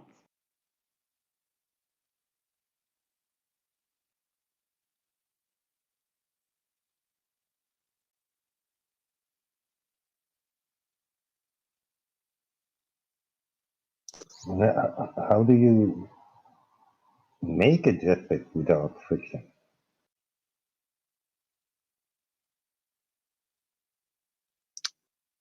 Hold on, say if it weren't for friction, we'll all be weightless. And debate night say the plunger couldn't grip. How about those two thoughts? There's a plunger paradox right there. Thank you, citizen. Plunger paradox. Oh God. Kites, Thurston say. We got an image over here shared by Crow XC. Crow XC, what you got here, man? Yeah, some demonstrating of the stability of the adjacent that flat Earth is talking about. So in the left image, we have some ball model. It's not the globe model. Do you know why I say some ball model? Why is that? Because the star right there is like one diameter away from the surface. So right. Yeah. That's not the globe model. But anyway, I'm humoring them. If they think that the stars are closer than satellites, then okay, curved adjacent. And on the other hand, if you try to measure the elevation angle on a flat Earth, you would still don't get a straight adjacent because there's hills and mountains and valleys. So that would be the adjacent. Does that look like an adjacent on the right side? It looks all kinds of a mess in there. Yeah, so that would be the line extending from your location to the GP. So if anyone asks you how do you have curved adjacent, I mean, you tell them just how do you have a bumpy adjacent. That's a really good point because this sextant don't necessarily have to be used on like a smooth surface or the surface of the water. You can use it anywhere, anytime, right? Exactly. Yeah. It doesn't care about the surface from your look to the ground. Am I breaking up? Sextants don't give a damn about the surface. Nothing. Yeah. You broke up just a tiny bit at the end. Sorry, but go ahead. You can use an artificial horizon. You can use a bubble sextant. You don't have to have the horizon. I can use my phone. It's nice if you do. Yeah. Yeah. It's nice if you do have it, which, if you're out at sea, you probably do have that available. That's simple. But, still the height of your eye. The correction is to fix the height of your eye and correct for refraction and all. That's trivial. You just look up a couple of numbers, plug them in, subtract them from your reading, and that's it. You're done. Well, you tempted me to send you the next picture. I don't know if you can see it now. Yeah, I gotta go AFK for 2 minutes, but I can put it up before I go away. It is on screen for everybody, and you can click on my screen share. You should be able to see it. Everybody should. I got a strong connection today, so feel free to click on my screen share and watch the image that I'm sharing. People on YouTube is seeing it. I'll be back.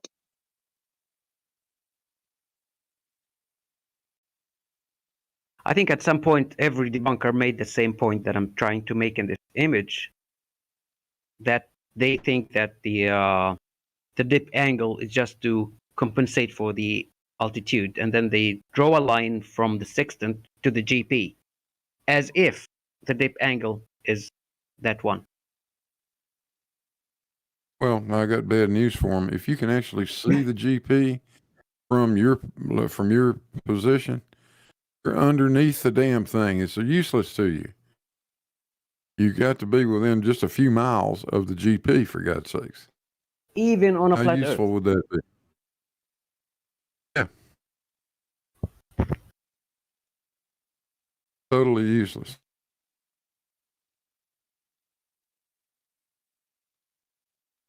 What astounds me is the gullibility of the flat earthers to just listen to the horseshit that Nathan Oakley and his tribe of lapdogs constantly spew out. Sextants don't know a damn thing about lines. You're not measuring the angle between two lines on a piece of friggin' paper. You're measuring the angular separation between two visible points, whatever those points may be. Hell, you can take a sextant and lay the damn thing down and measure the angular separation between the two houses across the street from you, if that's of interest to you for some reason. That's what sextants do. They simply measure angular separation. Nothing to do with lines, nothing to do with distance. Just an angle.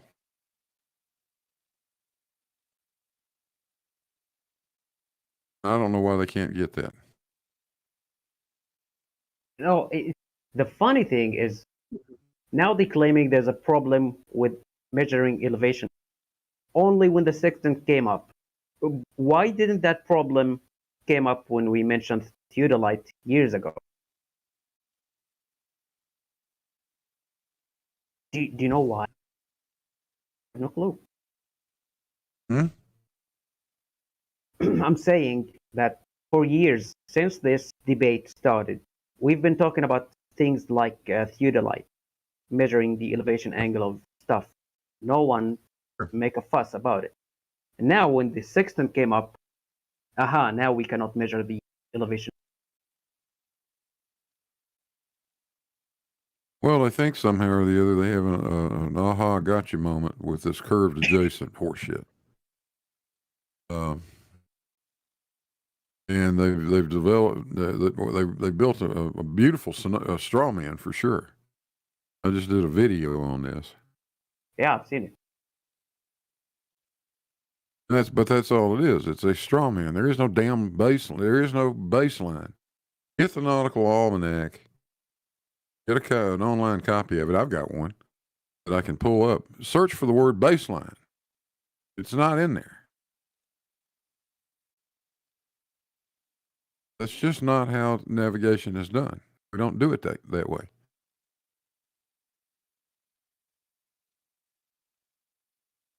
The Nautical Almanac absolutely would not work on a flat Earth. Absolutely not.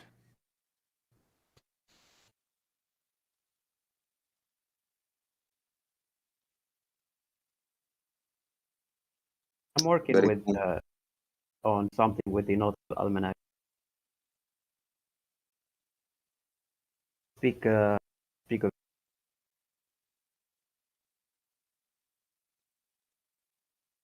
You're gone. Yeah, you broke up again. Yeah, it's the mic. Sometimes it's just far away. Is that okay? Yes.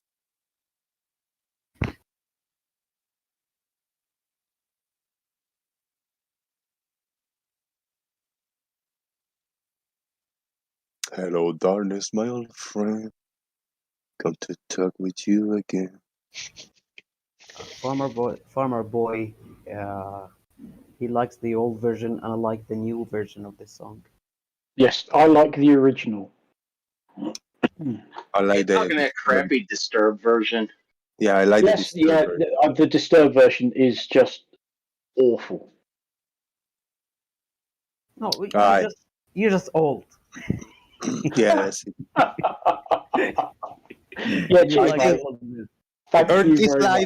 Earth is Live shared this image, and I think what Earth is Live would like to say is over. Just this picture debunks flat Earth. Yep. No, it's all smashed in the ether band. Ask Travis. Correct me if I'm right, man. Drink. Either it debunks the flat Earth or the sun is going inside the water. I mean, it's hello. No, don't. Please. Oh. There is a clip. He shared a clip also. Let me see if I can play that. It's going to be a little. All of this bollocks they spew about. Oh, the sun gets smaller as it moves away. No, it doesn't. You're lying. Stop it. It's just not what we see. All right, I'm going to try to share a clip that Earth is Live shared. So I'm going to just change the window, and I'm going to choose this one. Let me know if you can see the change of screen change on a sun clip. Yeah, I got you. Yeah, if I play this, the audience should be able also to see it. I think this is a time lapse of a sunset, if I'm not mistaken. A little bit of a repeat. I don't know what it is. Oh wait, I don't have it complete. I got it. Oh no, yeah, it's going.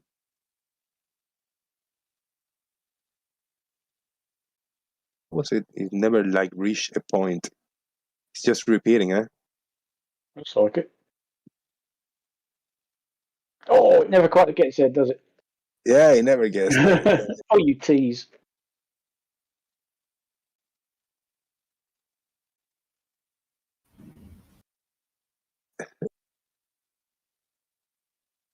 There you go. Disappear right at the end. Let's change my window to the picture again. And the funny thing about this this observation is the sun doesn't look to be squashed as much as we usually see it before sunset. Okay. So maybe in such conditions, you can if there's something that's far away will be obstructed with the same amount, very close to what the curvature calculator would predict. Maybe I'm too hungry to understand. I'm hungry myself. I don't understand what I'm saying. Another image shared by Earth is Life. Join if you want to, bro. No, what's happened to the sun there? Oh no. Oh no. It's fallen into the sea. It's far out. Yeah. I'll do that in a minute, Blue. I got a link shared by Blue over here. Earth is Live. If you would like to join, please do so. I got a clip over here. Let me pause it. And I'm going to play a few minutes of this video starting in 13 minutes and 25 seconds. I've heard of New York minutes, but not Navigator's minutes. This clip that we are about to play, if you are not seeing my screen share, you will not be able to hear it in real time. And I'm going to post the link in the YouTube chat box. And it's just the link that Blue posted here. I'm going to play from 13 minutes, 23 seconds. In 3, 2, 1, here we go. And there you have it. The straw man is complete. You can't have a curved adjacent, so you can't have an angle to a celestial body, so sextants can't work on a globe. The Earth is flat, except it's wrong. Every bit of that is wrong. By now, I think everybody has done at least one video on the sextant. Well, except me. And I'm pretty sure most of you are sick of hearing about celestial navigation, but Nathan and his mob have taken a very well-established, precise process, one that we've been using for at least 400 years, and turned it into a complete joke. Now, I'm not going to go into a lot of detail, but just bear with me for about 5 minutes, and let me show you where Nathan is wrong and why Nathan is wrong. Let's go over the basics of a marine sextant very briefly. Now this is important, and this is where Nathan's argument starts to fall apart. A sextant isn't a compass. We don't use it to measure angles between lines on a piece of paper like Nathan would have you believe. Sextants don't do trigonometry or form right triangles. A sextant is a precise instrument that measures the angular separation between any two visible objects, regardless of what they are or where they are. Nathan is telling people that you need a flat baseline and a right angle from a celestial body to that baseline in order for celestial navigation to work. He's absolutely wrong. You only need to be able to see the horizon, or an artificial horizon for that matter. That's one point. And the celestial body of interest, that's the other point. That's all you need. No lines, no right angles, just two visible points or objects. Now the sextant really only has 5 parts to it. There's the telescope, there's an index mirror that is attached to a movable index bar, a horizon mirror, and a scale. That's it. The basic principle of the sextant is simple. If you point the sextant at the horizon and you move the index bar, you're also rotating the index mirror, and you can bring the reflection of any object in the sky down to appear to be at the same elevation as the horizon. You see that effect in the diagram on the right. The angular separation between the celestial object and the horizon is simply read off the scale and the micrometer or vernier part of the index bar. Now, there's more to it than this in actual practice. We're always looking down slightly to the horizon, depending on how high we are off the surface, and we're always looking through some amount of atmospheric refraction. And those things have to be corrected for. But basically, this is what a sextant is and what it's doing. Hey, it's so simple even a flat earther could do it. Well, some of them could do it, don't you think? No, okay, anyway. So the marine sextant doesn't need a flat baseline. It doesn't need a right angle to anything. All it needs is a clear line of sight to the horizon and to a celestial object. Now let's see what we can do about destroying this straw man that Nathan's been building. The angle being measured is the angle between two objects, not the angle between two lines on a piece of paper. That's just wrong, Nathan. That's not how it's done. One object is a celestial body and the other is the horizon, which is just a few miles away from our position. Distances along the surface from GPs are not calculated by forming right triangles. The distance along the surface from a GP is the angle subtended by the complement of the object's elevation times 60 nautical miles per degree. Now this is how celestial navigation actually works. Using a sextant, we measure the altitude of a celestial body above the horizon, and we apply corrections for things like refraction and the height of our telescope, and that gives us angle alpha. This line you're looking at is simply a tangent. It does not extend to the GP. That's all it is, a local tangent at our point of observation. Next, we determine the GP of the celestial object for the date and time of our observation, and we find that in the nautical almanac. We want the angle subtended by the GP of the celestial object and our position. It's angle theta, and that is the same as the complement of angle alpha. We now multiply angle theta by 60 nautical miles per degree, and that gives us a line of position, a distance away from the GP. It's that simple. Now, if we want to find our position, the process is pretty simple. We select a celestial object, like a planet, and we find the GP for the time and date of our observation, and we look that up in the nautical almanac. That gives us the GP. We measure the altitude to that object and take the complement of that angle times 60 nautical miles per degree, and that gives us a line of position, which at this point is a circle. We could be anywhere on that circle, but when we add the second celestial object, now we have two circles that intersect at 2 points. We could be at this point, or we could be at that point. Usually we would know which one it is, but in case we don't, we just need a third celestial object. With that, now we have 3 circles intersecting at a single point, and that is our fix. This is how celestial navigation is done and has been done for hundreds and hundreds of years. There is no flat baseline. There is no 90-degree angle to an imaginary baseline. It's done this way, with very simple celestial navigation techniques. Nathan, I think you can say goodbye to your straw man. But while I got you got anything for this? Pittsburgh is at a latitude of 40.43 degrees. Using your triangulation method, that would be 3,169 nautical miles from the GP of Polaris. Miami, Florida is at a latitude of 25.75 degrees. That would be 5,598 nautical miles from the GP of Polaris. The distance between Pittsburgh and Miami, therefore, must be the difference in those two distances. That would be 2,429 nautical miles.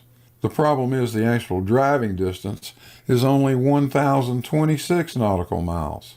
Using your method, we're off by more than a factor of 2. This is a massive flat Earth fail.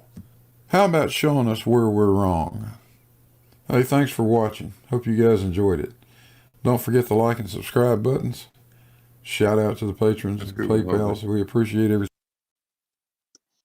Excellent stuff. Thank you very much, Big Blue. I shared the link a few minutes ago in the YouTube chat box. If you haven't, go to Blue's videos, give it a like, and leaving a comment and support him. Please do so now. Thank you, Blue, for sharing that. We got a big audience. People got interested in that. You want to give us your thoughts about this?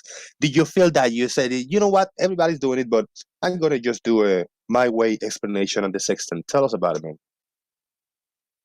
Yeah, that's really all it boiled down to. I mean, I've had Nathan Oakley nipping at my ankles last couple of weeks about things. And they get this so wrong. I have avoided the sextant argument because it simply has been covered many, many times by just about every debunker out there. I mean, there are some excellent, very detailed explanations for how celestial navigation is actually done. So I wasn't trying to teach anybody how to navigate with a damn sextant. I just wanted to hit the high points. I just wanted to try to do something to dispel this bullshit that comes out of Oakley, that you somehow or the other need this imaginary, mythical, flat baseline, and that GPs are measured perpendicular to that, and that is absolute crap. GP is not it's not perpendicular to any baseline. It's a line that is equal to the zenith of some point on the planet. That's what it is. Nothing to do with baselines. Nothing to do with right angles. That's the point I was trying to make. That they start with a flawed assumption, and they build this straw man around it. All you got to do is get rid of the flawed assumption to begin with, and the entire argument falls apart. That's what I was up to. Very well done. Feedback for Blue. Anybody else over here? How do you account for navigator miles compared to ground miles?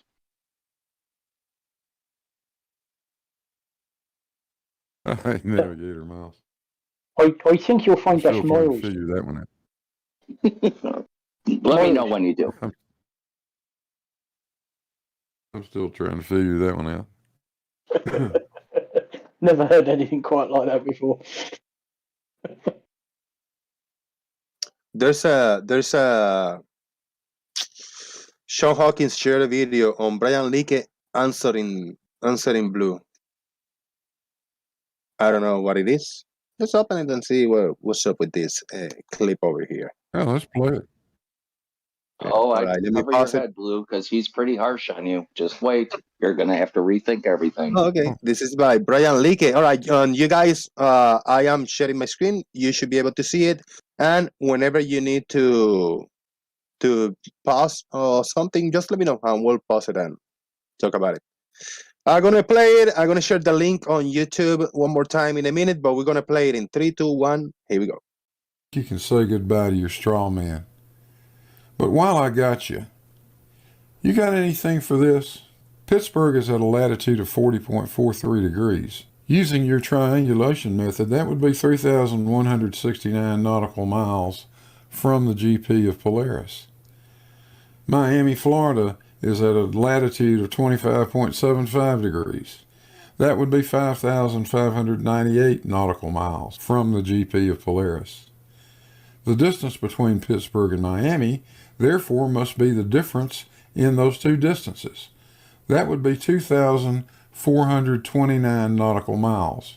The problem is the actual driving distance is only 1,026 nautical miles. Using your method, we're off by more than a factor of 2. This is a massive flat Earth fail. How about showing us where we're wrong? I thought you'd never ask, Blue. Oh, I'm excited. Dude, I like it where this is going. Are you guys excited? Cliffhanger, right? Me too. Oh, yeah, absolutely. Let's go for it. I love it. All right, I'm going to continue playing. Here we go. Let's show you how we work it out on a flat Earth. And after you see this, and anybody who sees this and acts like we don't have a set position for Polaris or the sun for Eratosthenes or distances to the Polaris, after you've seen this and you still make that claim against flat earthers, you're no longer being honest. So let me break this down. The only thing I've changed here is A over 90. I got 90 minus A over 90 because I'm converting it for latitude, and I explain and show you for the couple people who give me problems with that B-ball and paint that shield. But so let's get into it. Okay, so blue gave us an angle of 40.43 degrees for Pittsburgh and 25.75 for Miami. I'm going to show you all the math. We're going to go through the triangulation and whatnot.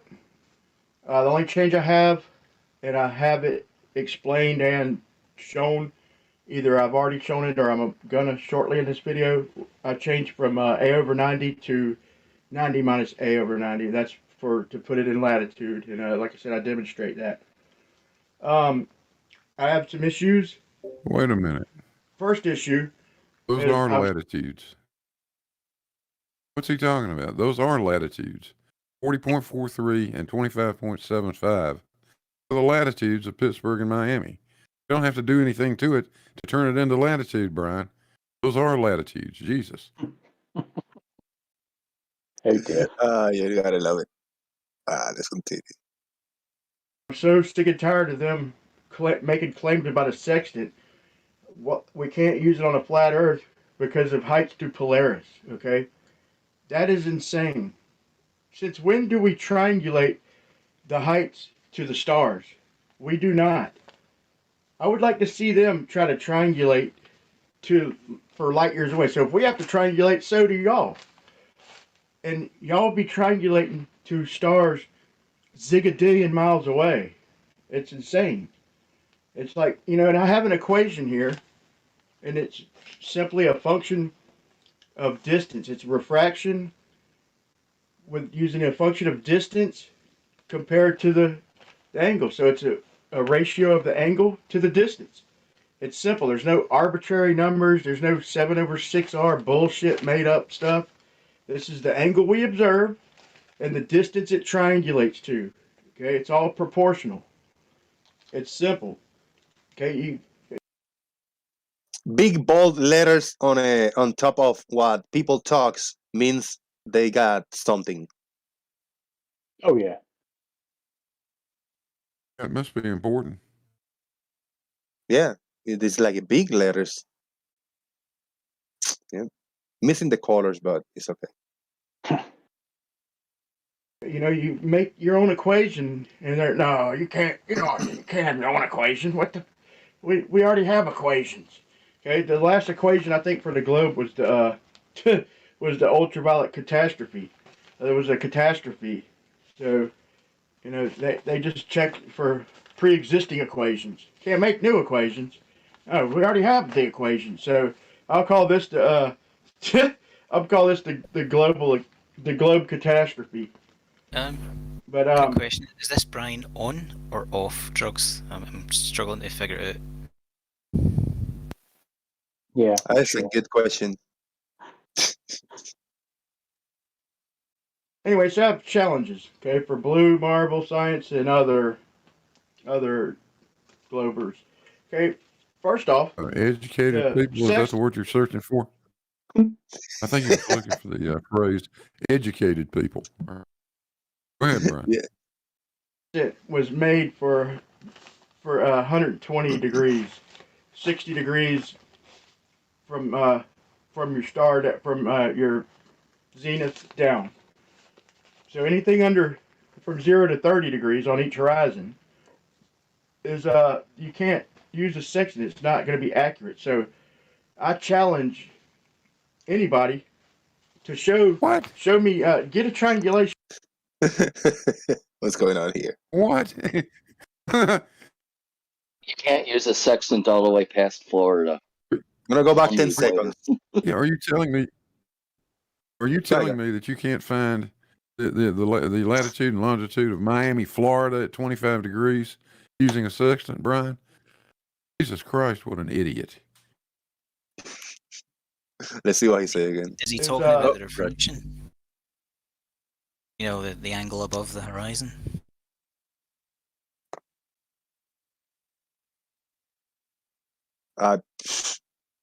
You can't use a section that's not going to be accurate. So I challenge anybody to show me, get a triangulation from Miami, from 25 degrees, from anything less than 30 degrees, and see how accurate you are.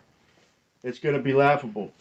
Also, I challenge, try and use a sextant. Try and get your angles of equal elevation. Try and apply them to any map at all, even if it's a globe, a projection. Okay, and then you say, well, the maps are flat. That's why it doesn't work. Wrong.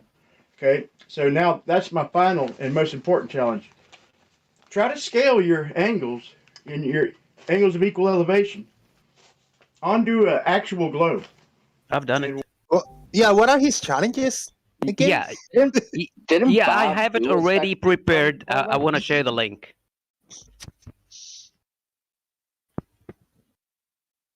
Yeah, but we're gonna keep after this. Maybe we'll keep looking at it. But he said those are all my challenges. What are the challenges? I don't know. Try to find something in Miami, 25 degrees. I have no idea. On a globe. Also, wasn't he supposed to be explaining how something works instead of just rambling and then saying, I've got a challenge for you? Mm-hmm. Yep, indeed. So it's supposed to be happening. I can't believe he's actually asserting that you can't find your position if you're near Miami, Florida. I can't believe he's actually saying that. Doesn't everything he's saying also mean that they can't do it as well? Remember, I have no idea what they're doing. The only thing he changed were two equations to fit his nonsense, because that's the only two things he changed. Other than that, he didn't change anything.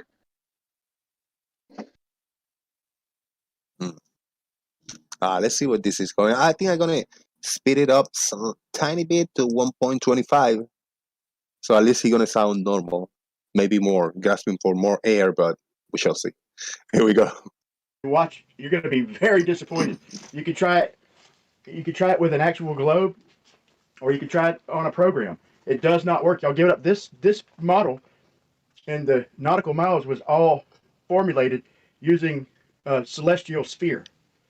Okay, so from one horizon to the other was 180 degrees. So that's the way it was equated. It does not work on a globe. I've tried it. I suggest you try it. So, this is game over pretty much. So just the fact that the same guy who videoed a couple of weeks ago saying, I don't understand how this works. I don't understand how that works. I don't understand. Game over, okay. Come on, it's game over. Game over, man. Game over. Game over. Sorry, bro. That's messed up. His channeling is in the Hudson. Brian, you're going to sit there and take this like with no fight? Too busy laughing. Shout out to the Stingray. The next minute is dedicated for Stingray. Here we go. I'm going to play it in 3, 2, 1. Click on my link, screen share. It should be strong enough for you to see and hear well. Here we go. Everything in this model is empirical. So we're going to start out, how do we get the height to Polaris, okay? 1 degree change over 69.1 miles. That's observable for anybody. So we put 89 degrees, 69 miles. We calculate, and what do you know? We get 3958.7, the exact globe radius. So there's how they got their radius, folks. It's what triangulates 1 degree for 69 miles. Okay, so we're going to take what Blue gave us in the challenge of the angle. We're going to put 3959. That's the calculated height. We're going to put 26 degrees for Miami. We're going to calculate, and we're going to get 8,115. So remember that number, 8,115. That is your triangulated distance from Miami. Okay, then we're going to put in the calculation for Pittsburgh. So we keep the 3958 height, and we put in 40 degrees for Pittsburgh. And then we calculate. We get 4716.9. So I put 4717. So remember that number. That's also important. Let's see what we come up with. All right, so we'll start with Pittsburgh. Say 90 minus 40 is 50. So 50 over 90 is 50. You gotta love Flurf, Matt. I don't even know what. this. I'm just in awe here looking at this shit. Okay, this is great because I teach second graders. Now I know what's going through their heads when I'm trying to explain math. It's Brian doing this and me trying to understand it. Yes. All right, let's see his math. Let's see his calculating equation. Here we go. All right, so we'll start with Pittsburgh.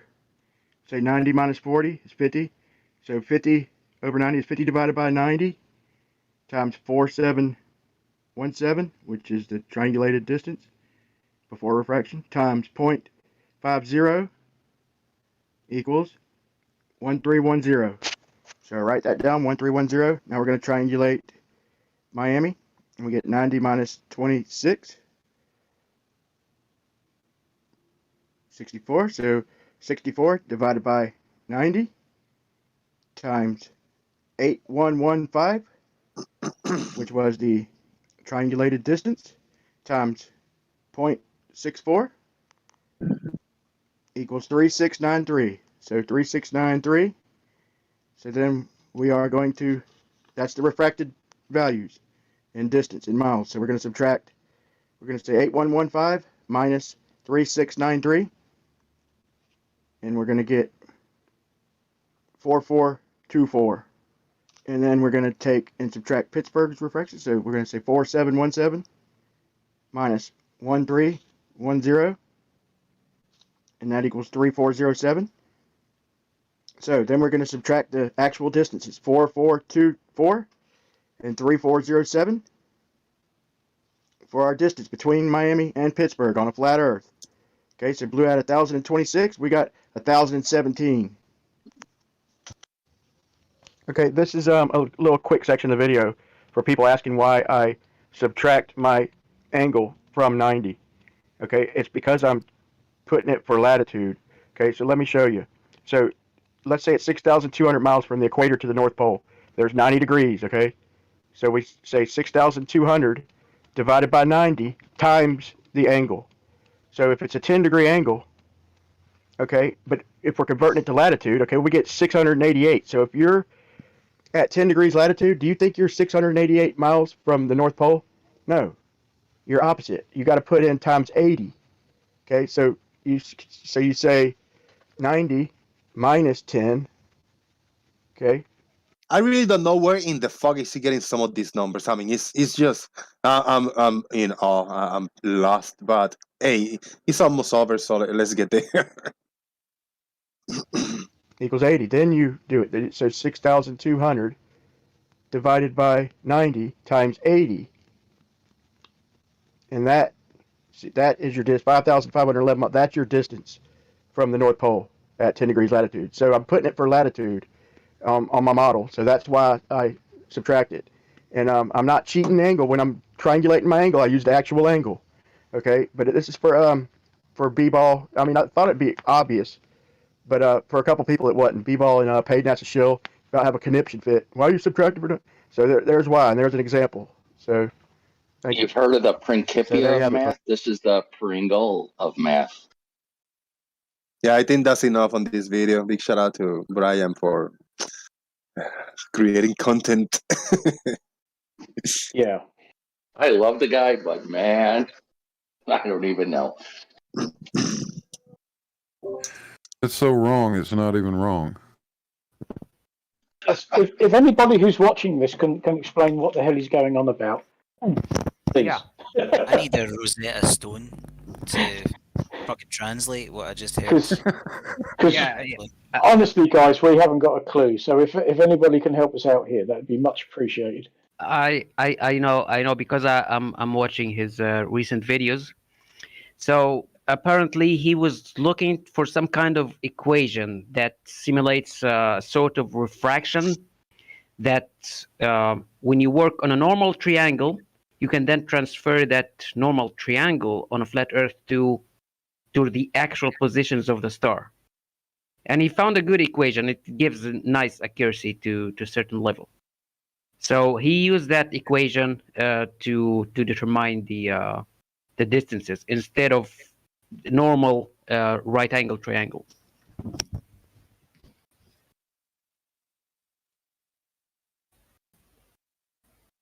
Master Calix said, Brian Leakey admitted that the globe model is the best model there is. Yet he continues to try and argue for flat Earth. Dishonest much? Yeah. No, I think that's honest. Citizen 9 say, try strangulation. Oh, sorry. Go ahead, Croaks. No, I was saying that's more honest than other flat earthers, because some of them, they say no, it doesn't work, the globe doesn't work. But if you say yes, the globe work, but flat earth also can work, then it's okay. Yeah, but in the same breath that he'll look at other people's videos and say, oh, well, I can find umpteen problems with that in no time at all. No, he can't, because all you get is this waffle that we've just heard that makes no sense to anyone. And that's him picking holes in the globe model. Yep. Brian, I have something good, and because Douglas pointed that there's a lot of comments on Brian Leakey's videos, and a lot of people are telling him, you're wrong, dude. That's so ridiculous for this or that. He doesn't delete the comments, at least most of them. Maybe it's YouTube that hold them, for maybe he doesn't know how to unlock the hold for review comments, because if you put certain words, YouTube just hold them, and you throw a lot of links, maybe YouTube hold those comments. But Brian Leakey, at least he's honest enough to have the comments turned on, and he receives good feedback. There's a lot of people that just take the comments off. I say, why the fuck do you do videos? You don't want people commenting on it? No, well, you don't want to hear. Yeah, you don't want to hear any dissension. You don't want to hear anybody saying, actually, you're wrong and this is why. If you just turn the comments off, then you're not interested in what anybody else has got to say. Yeah. Or you don't believe your position is sustainable. One of the two. Yeah.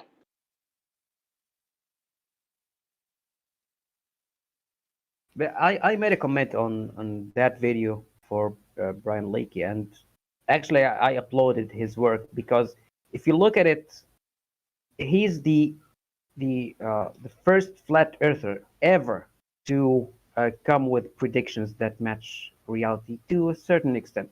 So, yeah, good for him. I mean, well, at least he did he's all something. concerned about yeah, that's true. I agree with that. He did something. The reason he's afraid of 30 degrees is because he knows that the closer you get to the equator, the closer you get to a latitude of 0, the more off his equation becomes. And if you get down in the 10 degree range, it's going to be massively off. He knows that. He's already tried it. Yeah, he said it. Yeah.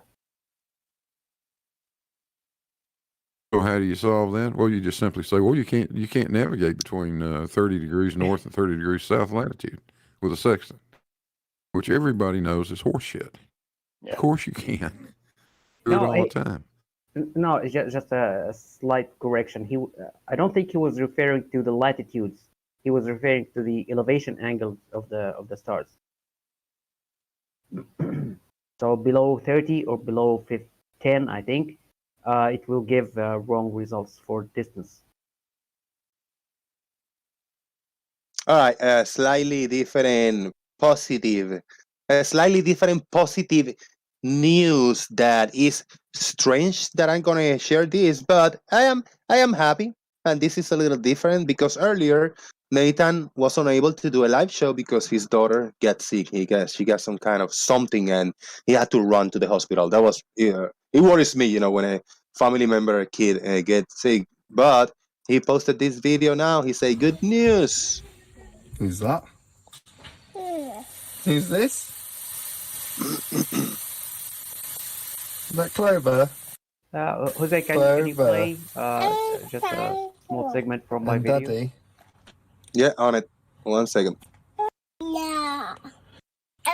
So yeah, as you can see, I guess Nathan's daughter is okay. She had something happen, and she had to be rushed to the hospital. As he posted a video earlier, I am happy that he brought her to the hospital. Yep. That's good. Some other stupid shit. Shout out to good health and happiness. Yeah, that's the bonus. He's in England, so he has healthcare at least. Yeah, man. Chess. Crow XC, you say? Well, I'm glad I'm sorry. Go ahead. I'm glad she's okay. Yeah. But he posted a video early today saying that that they had rushed his daughter to the hospital because she was having a seizure. Yeah. The only problem I have with it is Nathan wasn't at the hospital. He was at home making a fucking video to excuse himself for not having a live show today. Yeah. I would say the man's got his priorities a little out of whack. Mm. My daughter had a fever seizure at that age. It's the scariest freaking thing ever. Oh, hell I mean, yes. she turned blue and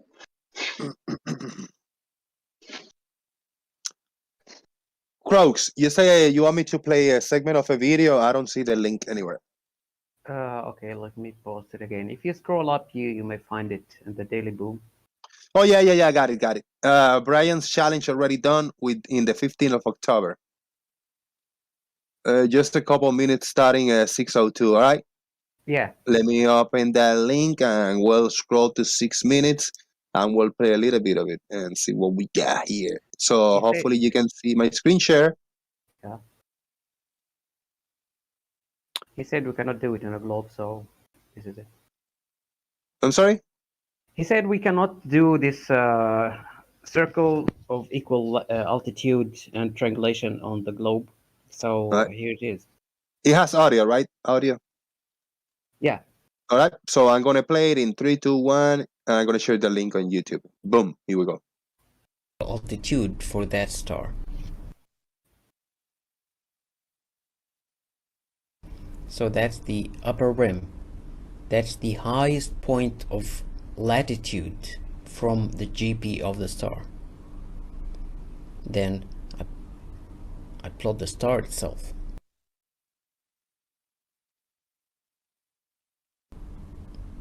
And I draw a circle from GP of the star and make sure that the upper rim or the lower rim in some cases touches the point that I already calculated previously.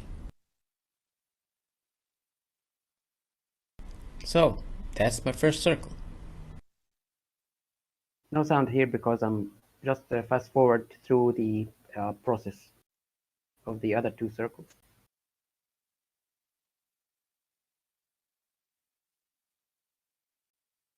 It's all good. You can fill in the gaps, yeah. Yeah, so I'm using the Excel sheet, Nautical Almanac, and some equations that I did. So now my 3 circles of altitude are complete, and the intersection is usually a triangle of error, this triangle.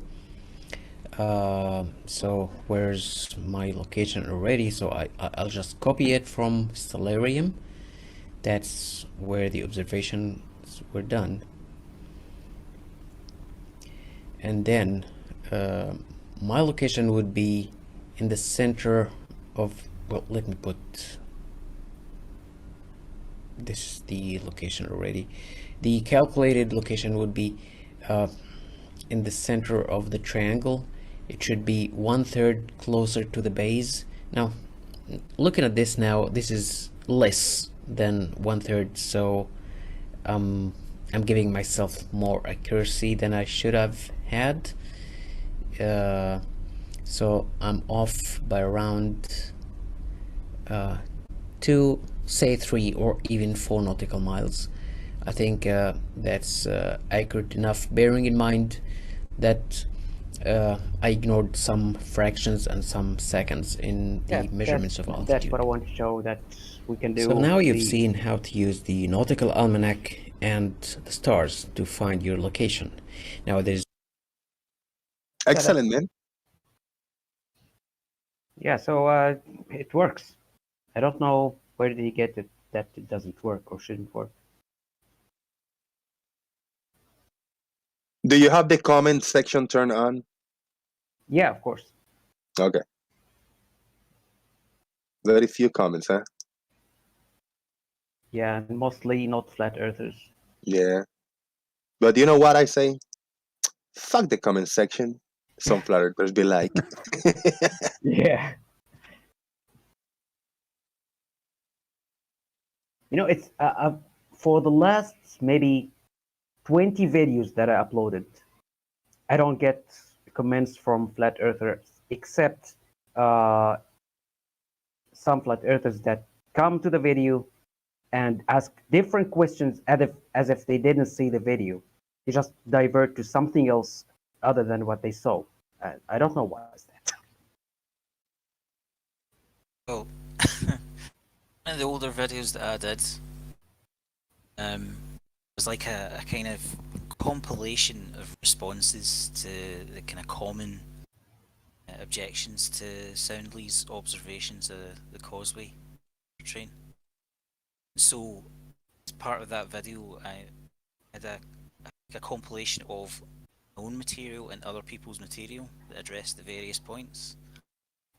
And not only did I get multiple people responding with the exact same comments that I was actually responding to, somebody tried to link me to one of the videos I had used in my own video. They tried to use this as a debunk. Oh dear. So yeah. Par for the course, really. Yes, I suppose. I think as well that there are really two factors that stand out with flat earthers and what they choose to respond to, which is that something's more kind of like laid out in such a way it's more sort of technical and math heavy. Ignore it. And then the other thing they're looking for is like just phrases and statements that they can tag onto. A good example being the kind of responses that Blues had to do to Nathan and his crew. Really quick, Alkay, just a quick comment so people know that the image on screen right now is a flat earther perpetual information maker. Perpetual information maker. They never run out of ideas. Look at that. New ideas every second. Sorry, go ahead, man. So I thought that sentence was going to run on for perpetuity there. Yeah. No, just like that they're looking for these little moments, these phrases that they can latch onto, either because it sounds like the opposite of what you're trying to say, or because if you're responding to part of their narrative, you maybe use some of the words that they're using in their narrative, so then they can just take that and twist it into something else. You don't like watch a whole video and take the whole information in and respond to that. That never happens. I guess so. I think you missed something in this machine. It not only make new ideas, it erases them also. Yes. Don't mind that. They're just creating information. New information always. No, that's actually perfect, because that's exactly what they do. They erase the information in their minds each day and then just repeat the same information. Yeah, I know. It's perfect. Yeah. Maybe a little too complex for the Bryans and the Berries.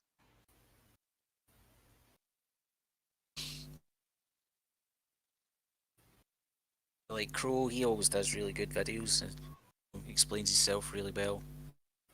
Thanks, man. You know, it's always really good, well thought out, and accurate. I mean, and it responds to the flat Earth claims really well. It seems to be one of these people that gets away with too many flat earthers are paying too much attention to him and using these videos to make content and so on. Either because they don't know about him or because they can't actually respond to what he's saying. We have the Stingray that come out to play with some globe deniers and skeptics and flat earthers, but nobody want to play with him. Shit. I want to point out something also that Science It Out. Do you know it, Jose? Do you know him, Jose? I'm sorry, who was that again? Science It Out. Science It Out. Oh, no, I don't. I mean, I recall the name, but I don't know. I don't know him. Yeah, so he also used equations based on the globe to find his location. Like he doesn't need a map. And I also did it something like that with one star. I don't need a map. I just need the elevation angle and the azimuth of that star. sit on my computer and it tells you what's my location.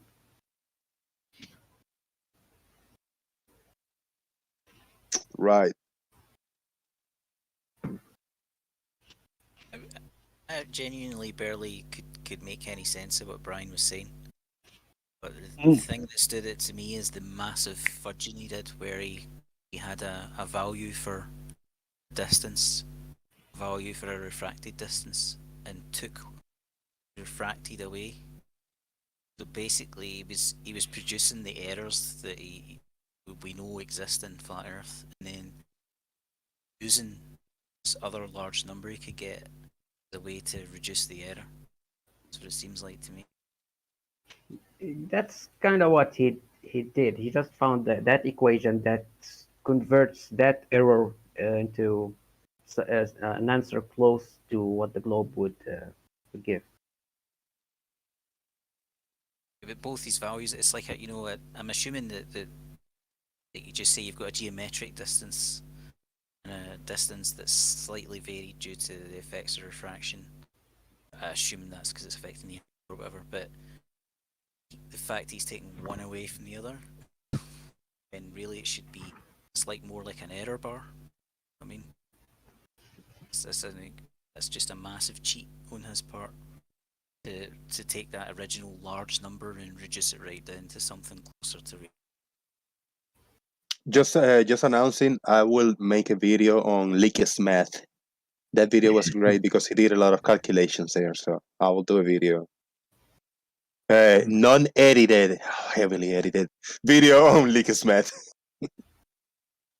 I still think if you can find the time, I think it might be a lot more time intensive because you'd need to go through old recordings. But oh no, I'm just gonna grab the segment when he pulled the calculator out. I'm not talking about that. I'm saying that I was going to say that I still would love to actually see the thing I said the other week, which is a video of us losing our cool.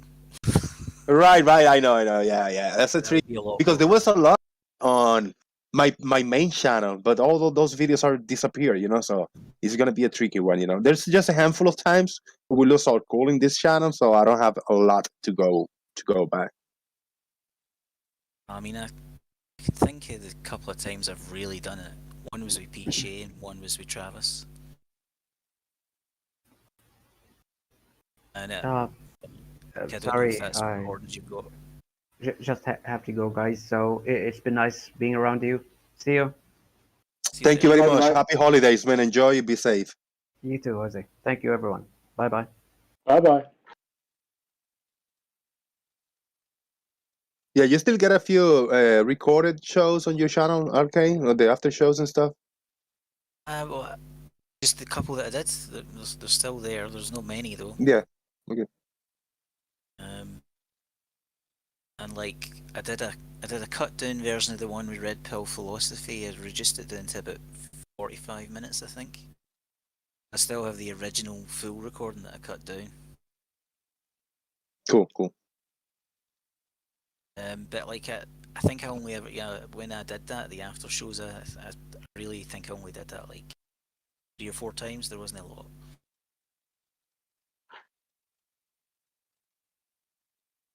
Signal check. See how many I've got. Yeah. On that video, Brian, great idea. Hold on. Everything will be what we see on screen. He will say a number, but he will punch a different number. He said, no, we put 40 here, and he'll be typing 90. Then we'll 0.8, and he's typing, I don't know, 15 or something. Yeah, that's going to be good. I like it. Every number he punches will be different to the number mentioned. And that can go on for hours. That video can be long, hours long. Just like that. Punching numbers. Just punching numbers, yeah. And making absolutely no sense whatsoever. Yeah. Like it's gonna be a tricky one, but once I get the groove of it, the first half an hour will be tricky, but then probably take me a full hour. Then the second half an hour, I'll make a 10-hour long Brian doing math video. Oh God. Oh dear. Yeah, I just look, Jose. I've got 5 full. Oh, wait a minute.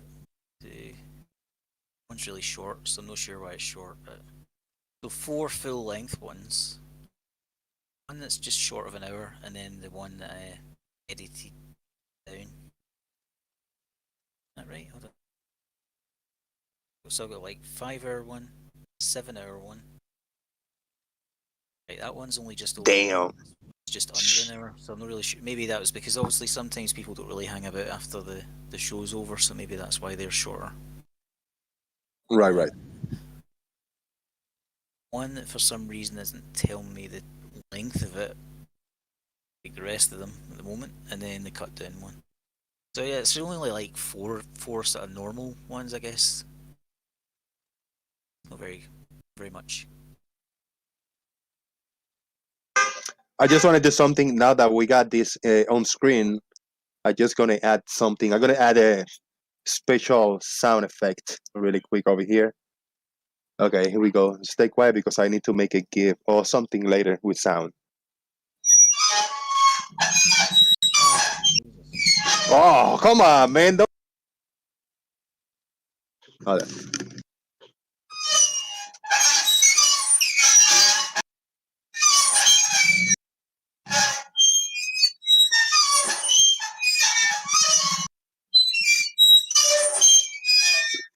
All right, thank you very much for the patience. Okay, love that sound. Sorry, I wasn't expecting that, and I've got earphones on, so it just went right through me. It's penetrating sound. I hope it sounded good for the audience. Was that the? It sounded kind of meaty. Was that the globe, or was that something else? No, that's the squeaky earth. Yeah, Oh. Sounded different. Yeah. Yeah. I'm gonna do a real squeak earth. Here we go. That was warned. That was the warning.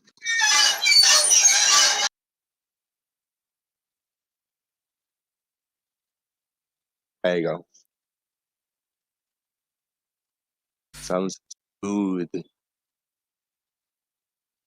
Now, there's a problem with this GIF on screen, with this perpetual machine of creating information for flat Earth. Did anybody see the very obvious problem on this?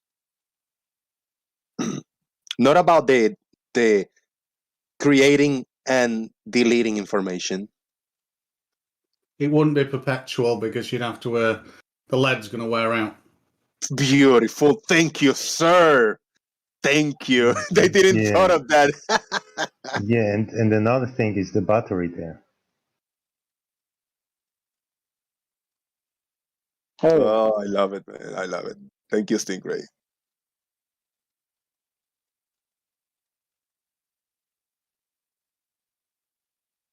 All right, let's say hello to Naps, and then we'll get out of here. Oh, Naps have left the building. Now we gotta really gotta go. We gotta get out of here. I want to thanks first of all support to people supporting me via PayPal. I really thank you very much. That's $20 today. One Bragg Wagner and Martin. Thank you guys for your support. That's a Christmas little detail that I get to a little bit of money to buy to my nieces at least, bringing a little something. I know they will enjoy better the package, the little box that I put them on, or maybe some candies or chocolate bar or something. But it's good. The intention is what counts, you know. Big thank you. There was 40 plus people watching. Big majority of the time. Excellent for a small channel like this one. Under 500 subscribers, have 40 people watching. That's great, man. Big thank you to you, the panelists, people in here, because without you, we wouldn't have a fun show, hangout, place to chat and have a laugh every once in a while here, and learn a little bit in between the laughs. There was no nothing too annoying today. There was no too much trolling today, but that's good. I enjoyed it a lot. Let's get a round of final thoughts and get out of here. Okay, what you got, man? I don't know. I kind of missed it at the beginning of the show. I know you were talking about film remakes. I did say in the chat that Thing is the best remake ever. Although, to be fair, I did actually quite. If you ever get a chance to see the original, it's pretty good for its time. The John Carpenter remake, The Thing, is just the best. And I like I mentioned 12 Angry Men, which is like one of these classic movies that when you hear it's getting remade, I'm the kind of person to be like, no, you can't remake that. But actually, the remake is pretty good. Surprised me. So if you happen to be somebody who's okay, a fan of that film, sorry to interrupt you, but also The Fly with Jeff Goldblum. That's a great remake. yeah, Forgot about that. yeah. Yeah. Anyway, just I think you've finished just in time to have a nice little tea break, and then I'm going to go over and check out Mr. Sensible's channel. He's doing the 1 minute debunks, which I submitted to, but I'm kind of looking forward to checking it out just because I like the idea that you can actually debunk flat Earth in a minute or less, and do it over and over again. You know what I mean? So I'm gonna go and watch that. I'll see you in the next one, whenever that might be. Thank you very much, Alkay. Happy holidays for you and stay safe, man. Thank you for hanging out with us, man. Appreciate it. Big Blue in the house. Big Blue, thank you for sharing earlier the clip. And you got a double whammy because you presented your clip and then you got a instant reply by Brian Leakey, and that was also fun. Your final thoughts, Blue? Yeah, thanks for doing the show today, Jose. And I just really want to say have a happy and safe holiday to everybody out there. And other than that, remember, kids, when I say how stupid can you be, that's not a challenge. Stay in school. Thanks, Jose. See you later. I'll see you later, Blue, and always a pleasure to have you here and talking to you, man. Good looking out and stay safe also. Yeah, thanks, man. Yep. Shaik, let's get out of here, Shaik. Yeah, well, recorded Brian is not the same as the live. What can I tell you? Thank you for the show. Merry Christmas, everyone. Merry happy. Shaik, take care of yourself and each other, bro. Farmer's Boy, let's go. Yeah, thank you. It's been a good show. It's been a lot of fun. And yeah, like I said earlier, if anybody can tell us what the bloody hell Brian was on about, we'd love to know. Thank you. Thank you, Farmer's Boy. Always nice to have you bailing me out early in the shows when I disappear. Appreciate that, and happy holidays, brother. I'm getting used to it, mate. Yeah. All is good, man. Thank you. Cool. Gary Benga, happy holidays, man. You might be working, but if you got a quick second, final thoughts, I'll give you a few seconds to jump in. If not, yes, I know you'll be busy. Yeah, this Thursdays are my busiest day of the week. I just have a second, and I don't really have anything to say other than everybody have a Merry Christmas and a Happy New Year. And I mean everybody. Okay, that's fine. Thank you very much. You as well, man. Stay safe out there, bro. And remember, you don't do it, but remember, kids, no flirting and driving. That's very dangerous for everybody. Thank you, Gary. I'll see you later, brother. Mr. Malord, final thoughts. Christmas Eve, babe, in the drunk tank. Well, thanks for having the show, Jose, and have a Merry. Merry, the eve of the Christmas Eve. Thank you very much for hanging in here with us. Catch you another day. And the Stingray, who was very quiet, lurking in the background today. Your final thoughts, Stingray? No, just wish everybody a happy holidays. Hope everybody stays safe and is well and enjoys it. That includes all flat earthers as well. But I do also continuously invite any flat earther to invalidate my little blender globe sun path model that works all the time throughout the year in every single location on Earth, predicting the sun path. That has to tell you something. Cheers, Jose. Cheers, Stingray. Thank you very much. And I always appreciate your knowledge and your input in this type of festivities. You stay safe out there. And to all the audience, thank you very much for watching. I appreciate it. share the show with your partners when you're in another streams. Remember them. Let's say, hey, you know what? Jose channel is back and he need a little bit of support. So let's try to get 1,000 subscribers so we can get at least 100 people watching the shows. Dude, 400 subscribers, 40 people watching. That's the goal. 1,000 subscribers to have 100 people here watching and hanging out with us. Happy holidays, everybody. Stay safe and appreciate your support. Check on the links in the description box on how to keep up to date and join the festivities. Have a merry, happy Christmas! The eve of the Christmas Eve. Boom! Good night, everybody.